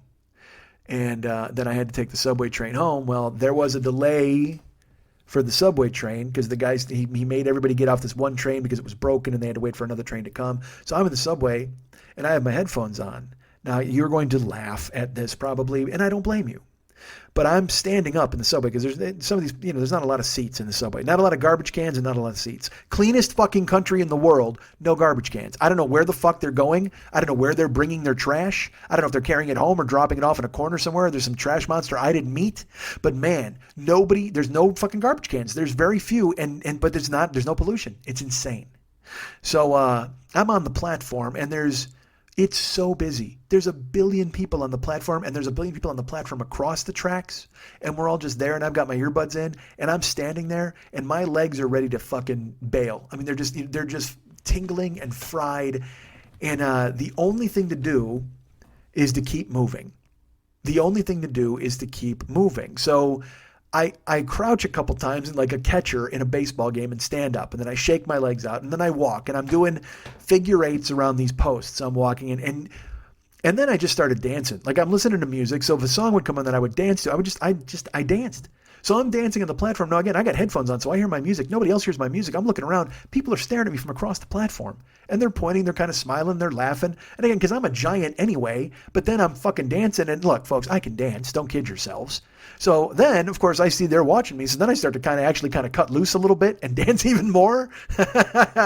So I would dance, and then I'd stop, and then I'd walk in a fucking circle or walk in a figure eight, and then I'd dance some more, and I'd stop and do a slide and then fucking dance. I was putting on a fucking show. There's no doubt. Look, I can pretend that I was doing it because I was in pain, and I was. My feet were fucked, and I wanted to just sit the fuck down. I wanted to lay down on the tracks and just be taken to foot heaven and relieved. But the more attention I got, the more I'm into it. So then I started fucking dancing, and people were like watching. Some people started clapping. I'm like, yeah, this is fucking beautiful. And when I say some people, I mean two. Because there is not a lot of fucking public displays of anything in Japan, but it was like a couple, and they watched, and they kind of clapped, and they only clapped a couple of times. Then when I saw that they were clapping, stopped immediately because they were like, nope, can't, no, don't notice us, please, we're Japanese. So then the train came, we pile in, and this video I did put up. I put it on Facebook. I'll put it on YouTube, and I'll put it, maybe I'll tweet it. I don't fucking know. Who knows where it'll go? But the point is, I walk in and I can't move. I'm on the fucking train at midnight, and it is not just standing room. I mean, we are pressed, all of us are pressed firmly into one another. I mean, it's just, everybody is 4 inches away from giving somebody else a hand job or a finger bang. I mean, we're all touching one another. Everybody's smushed. And every train stop, you would think it would be an impossibility, but more people would get on. And they would just shove you in. There's this thing they do in Japan where they have sticks, and they will actually shove you in to create room. I never saw it. People told me about it after the fact. But I can absolutely see where they would need it, because there were people pressed well into the walls, people, sitting on people's laps. I mean, it was just insane. And when I say people sitting on people's laps, like 1 or 2 people, it was a couple, they'd be sitting there because, again, no displays of public affection, none of that. Very proper, very polite. So I'm standing there. I actually got my phone out and I filmed it. And I go, it's fucking midnight. And you can just see, you can't move. I could barely move my arm to film it. It was crazy. But I rode that fucking train, and finally, like one stop before ours, the Asahara or Asabusa or Asakabusa, whatever the fuck, a bunch of people got out. And then when I finally got like to my stop, I was like, all right. And I went up to the fucking house, and the guys are like, how was it? And they wound up having an amazing day themselves. They saw Mount Fuji from the top of the Tokyo Tower. They went all over the fucking city. And I was like, well, I was in Kyoto. I saw Mount Fuji from the fucking train. And they're like, good, that's all we need to see about Mount Fuji. And I'm like, well, we're still going to go, right? And they're like, well, we're looking into it. So I'll let you know later on if we wind up getting to Mount Fuji. But that was day 4 in Japan. I mean, it was history. It was a palace and a castle and a $200,000 sword and killer blowfish and see-through eel and rape and Chanko Nabe and dancing on a fucking subway platform and enjoying every goddamn minute of it. It was phenomenal. Kyoto was the best, and Adam's even better. The fact that he was there again, because you can go do stuff. I mean, Siegel does that for Travel Tales. He'll go by himself and he'll make friends with the locals and stuff. He's good at that, and I like to think I would be okay at that. Although the language barrier would be a lot for me in Japan, but to have somebody there who knows the area, knows where he wants to bring you, and knows the language, it was an advantage that I couldn't have bought. I couldn't have asked for a better advantage in that town, in that city, in that amazing place. So it was fantastic. I loved it, and that's day 4. And I still got 11 days to tell you about. Holy fuck. Yeah, let's do that now. Hey, let's keep talking. No, let's not. You guys can get me at MikeandMikeSchmidtComedy.com. You guys can be my friends at Facebook.com/the40yearoldboy. You can follow me at Twitter.com/the40yearoldboy. And I'm on Instagram and Snapchat at Mike40YOB. Now, I talked about Cameo earlier. I was serious about that. That really does exist, and I am on there. And you can find me. I also chose the username Mike40YOB. Just put Mike Schmidt in or Mike40YOB, and it should come up. Because, again, I haven't finished the profile yet, so I don't know for sure exactly what it's going to say or look like. But I can tell you this. I will be the only one who's not billed as a YouTube comedian or UFC fighter. That's or NBA third stringer or backup quarterback. Just look for idiot. Let's do that. Look for idiot at Mike40YOB at Cameo and hire me to roast your friends. In addition to Instagram, Snapchat, Facebook, Twitter. Follow me at all of those places. And let's be internet friends. Let's be internet chums. Let's be virtual pals. Remember that Ryan Dirks does all of the website stuff for us. Ryan Dirks is the coolest. He does all the web stuff. He does he'll go ahead and find a big package of things and put it in the web. I don't know what I'm saying. I'm beat. I told the story I didn't think I was going to tell. Ryan Dirks is the coolest. Find him at Facebook.com/Ryan Dirks. Be his friend, and he handles all the web stuff for us. Please remember that Giovanni Giorgio Peluso is the coolest. He does all of our YouTube stuff and a lot of our tech stuff. You can find him at Facebook.com/Giovanni Giorgio Peluso, and you can subscribe to the YouTube page. Thank you so much for everybody who did that. We're well over 1,000 subscribers now, and there's stuff in the pipeline, and I got plans. Like I said, there's Japanese stuff. All sorts of things are coming forward. So if you want to subscribe to the YouTube channel, that would be great. It would really help me out. And again, let's just keep letting YouTube think that I'm a hitter. Get on board. I put up the video last week of me getting the haircut and the shave in Japan. It's 9 minutes long, but it's well worth 9 minutes of me yapping in a fucking Japanese barbershop with a bunch of guys who don't know English. Go ahead and check that video out. But that's available at our YouTube channel. Put in, the 40-year-old boy YouTube channel. Put in Mike Schmidt. Put in whatever you got to do to find me. But you'll be able to find it there at YouTube and watch the channels. And that channel doesn't exist without the hard work of our good friend Giovanni Giorgio Peluso, who also has his Get It On podcast, which you can check out. And he does all sorts of stuff for Adam Carolla. Takes all the Loveline shows and makes them new and pretty and fresh and opens them up and puts them in your ears. So go ahead and follow our friend Gio at Twitter. I don't know what his address is there, but find him at Facebook and ask him there and listen to his shows and check out all of his content, because he's been unbelievably gracious with me and done a lot of work for me that it was not out in my realm of possibility without a guy like him to step up. So thank you, Gio, and thank you for supporting that fine man. Remember, we have sponsors for this show. We have lovely. Well, actually, I have a few things to tell you about. Well, first of all, let me tell you about our friend Jerome at GetTheButters.com. He's got balms, he's got bombs, he's got butters, he's got all sorts of stuff. Go ahead and check him out there at GetTheButters.com. Use the code 40YOB to save some money on beard oil or a ball waxer or a goddamn ass rag. I think they got those too. But he's also got nice, really delicate stuff. An ass rag.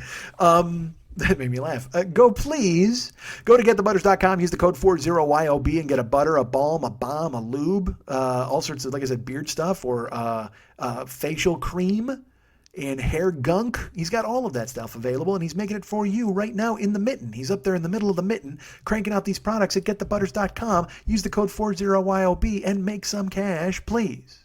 And remember the podcast, The Paranoid Strain? I told you about that, right? Well, they're fantastic. You can find them in the iTunes store. But get this. The Paranoid Strain also has a YouTube channel now, folks. You can go ahead and they've got the archives of the show, and then they've got other stuff coming up. They may be putting their interviews up. They've got possibilities. Here's what they're trying to do. They're trying to get over 100 subscribers on YouTube. I was trying to get over 1,000 for other reasons. Well, they want to get over 100 so they can get their own verified name. Because right now, you got to go to YouTube and put in Paranoid Strain and then find their page. It's not like YouTube/Paranoid Strain. Like mine is YouTube/40YOB. But they want to get that privilege. So what you need to do is support them on YouTube. If you subscribe, and they can get over 100, and they can appeal to the overlords at YouTube, the masters who are in charge of this kind of bullshit, and say, hey guys, can you please take care of us? And they will, because you guys are going to get behind them. And if you want to listen to the podcast, again, this month it's about chemtrails and HAARP and all sorts of badass stuff. Go ahead and listen to the show and leave a comment in the iTunes store saying that I sent you and that you love the show. And also write Fearful Jesuit, who hosts Paranoid Strain. Write him an email. Possibly you can get your voice involved in the show. Who knows? But if you go ahead and contact him, and he'll go, hey, you guys are great. And you'll go, great. We were sent by Mike Schmidt. He loves us. Hey, you remember Otis? He loves us. Wait till Otis sees us. So that exists. So go ahead and check out Paranoid Strain in YouTube and also on iTunes. Please subscribe. Do the thing you can so Fearful Jesuit can bust out and take over the world and then hire me to transcribe bullshit because nobody wants to hear me. They'd rather hear him. Please do that. Make him successful. I'll go ahead and tell you guys this stuff too. Two appearances that I have coming up. First of all, next week I will be on, this is coming out on Thursday, but I mean, by next Thursday, I assume this will be out, but I am going to be on Comedy Film Nerds next week. I'll be on their Oscar recap show, spoiler recap, whatever you want to call it. Which means, I have to watch the Oscars, which I got to be honest with you, I was not planning on doing. And I'll tell you this right now, if Get Out doesn't win, I may not show up at Comedy Film Nerds. Or if I do show up, I may just hijack it to talk about what a fucking unbelievable, horrible transgression it was that Get Out got screwed, because it is a masterpiece and it needs to be recognized as such. So I will be on Comedy Film Nerds. So not this week, but starting next week, and I'll be able to tell you about it next week as well. But I mean, I'm telling you now because it should come out on Wednesday of next week. So that'll be the day before my new show comes out. Whatever the fuck, who cares? Just listen to Comedy Film Nerds. Listen to all of them, and then next week one will show up with my voice in it. But I will be on their Oscars show as they recap and we talk about the huge triumph Get Out had at the Oscars this year. Fingers crossed.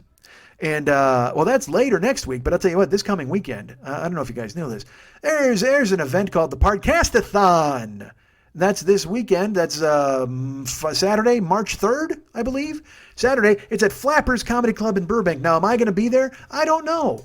I don't know if I am or I'm not. I don't know if I can confirm or not confirm or lie, or I don't know what to tell you guys. All I can tell you is this.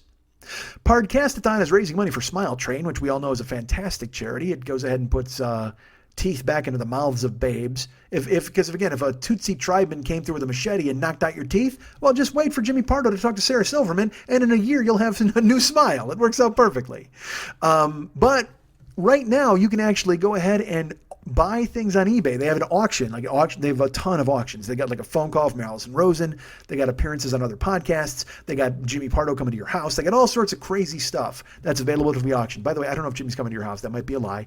But I will tell you this right now, as part of this year's auction for Never Not Funny, there is Attend a Baseball Game with Mike Schmidt and Jimmy Pardo. Yeah, that's right.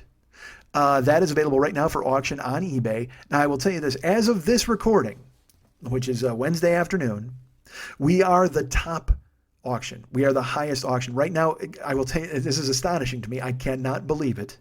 But they've got like 40 auctions, I think 40 or 50. And right now, it is $980 to go to a baseball game with me and Jimmy Pardo. And there's still 4 days left. I don't know where that goes from here.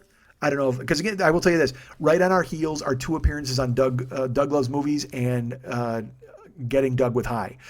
Those are at like $970, so they're just a couple of bucks behind us.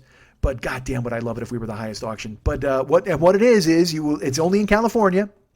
Either an Angels game or a Dodgers game. And, depending on what happens, if we go to the Angels game, maybe we go to Portillo's and we get a sandwich. Who the fuck knows what happens? Or it could just be all meeting at a baseball game. I got to say this. I read the copy. We're all meeting at the baseball game. There's no carpooling. We're not all going to be friends. But I'll tell you this, that's Jimmy's thing.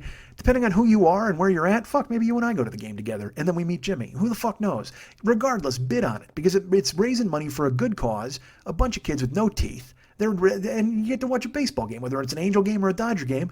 We laugh, we joke, we goof around. We play that dollar game where you got to bring singles because we're going to play the dollar game with all that. You can pick batters and everybody gets a hit and you try to collect. And there's concessions and hot dogs and there's sushi at Dodger Stadium. It's fucking amazing. So why wouldn't you want to be involved? Go to podcastathon.com and click on the auctions button and see the list of auctions. And then you'll find us and go ahead and place a bid. Now, look, it's at $980, and I've been in your pocket this whole fucking show. I'm telling you to follow, and I didn't even tell you about Patreon yet. Hey, I got a Patreon page. Why not sign up for that, idiot? But that all exists. So hire me. You know what? Do me a favor. Hire me on Cameo for $20 to go ahead and tell you exactly how to get to the fucking ballpark and what a dick you are, and then meet me there at the ballpark. We'll have a great time. It'll be fantastic. But yeah, the Cameo app exists. Find me on there. But yeah, go to podcastathon.com, click on the auctions, and right there, Mike Schmidt and Jimmy Pardo go to a baseball game with you. It is available for you to bid on right now. And like I said, it was at $980 last I saw, which is a lot of fucking dough.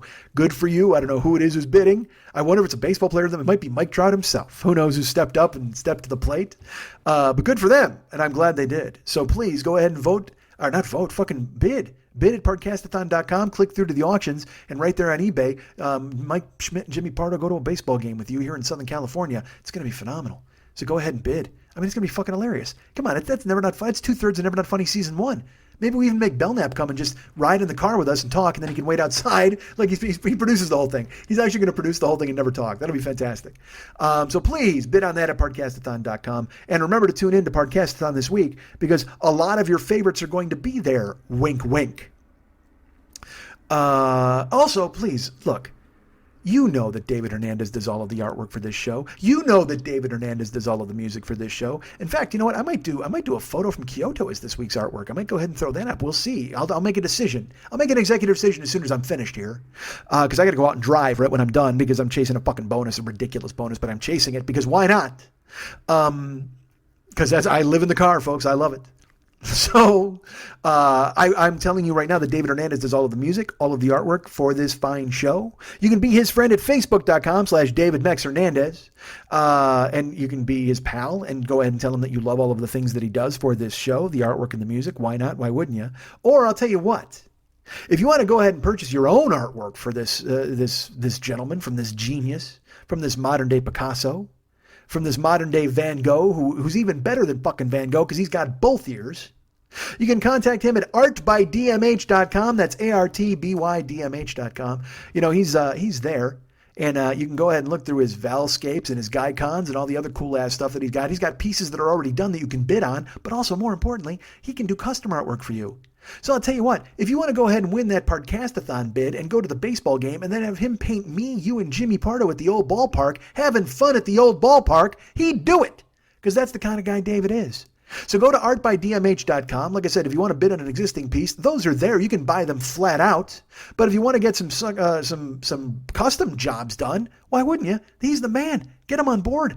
And you sign up, you get a baseball, me and you playing it, maybe having a catch. What about the two of us having a catch? Isn't that something you'd want to do? Have them paint that. When you want to paint me and Jimmy Pardo having a catch and you sitting in a lawn chair and watching it, that'd be fantastic. What if you wanted to paint me, you, and Jimmy Pardo all on each other's shoulders in a trench coat trying to get into Black Panther? Did you guys see that? These kids, I don't get, look, kids are shenanigans and I love it, but these kids dressed up like Vince Adultman, is that his name, Adultman, from, look, I've never seen BoJack Horseman. Don't fucking yell at me. I know I got to see it, but I guess there's a character in there who's kids in a trench coat, or I don't even know what the fuck it is. All I know is the reference is it was 3 kids in a trench coat and they went to the fucking theater dressed up in the long ass trench coat to try to buy tickets to Black Panther. I loved it. I thought it was gorgeous. The only thing that killed it is the guy filming it could not stop laughing. It's like, dude, you gotta play this straight. You absolutely have to not, if you're gonna do this, play it like you don't know what's going on. You can't give it away, man. You're the fucking worst wingman ever. Because they played it straight. They're smiling, they're like a normal dude who's like, yeah, excuse me, 3,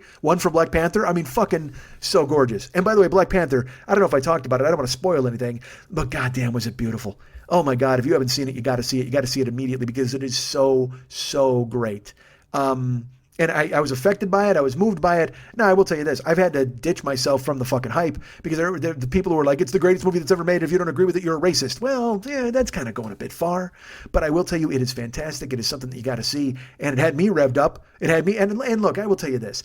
Maybe it was a bit much for me to show up in my dashiki. Maybe that probably wasn't the best step, but I don't give a fuck. I'm here supporting all cultures. I want to go ahead and because I want to be part of it. Hey man, if I can show up at fucking Batman in a goddamn Batman costume, I can show up at Black Panther in a dashiki. Now I know what you're thinking. That's cultural garb and cultural appropriation. It might be, but I'm a 50-year-old white guy, so I can pretend that I have a tin ear in these instances. So I can show up in a dashiki anywhere I want. You want to fucking, you know what? That's it. You know what, by the way? Go to podcastathon.com, show up at a ballpark in a dashiki with Mike Schmidt. That's the new thing. I'm adding it. If this auction gets over $3,000, I'll wear a dashiki to the fucking ballpark. I don't even have a dashiki. Well, what if I wear my chic outfit? Oh man, I got my chic outfit from Kuwait.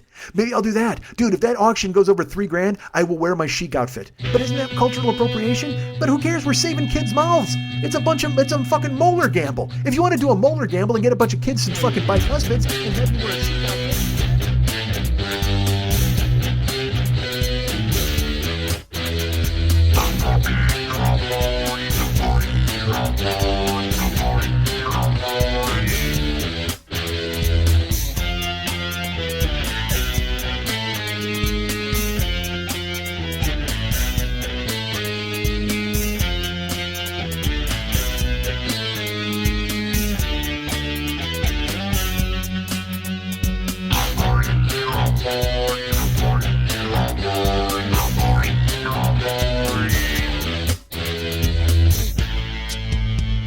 There's nothing lonelier than being trapped inside yourself. It's easier to hide when you pretend you're the knight. Women love a guy with a giant neck.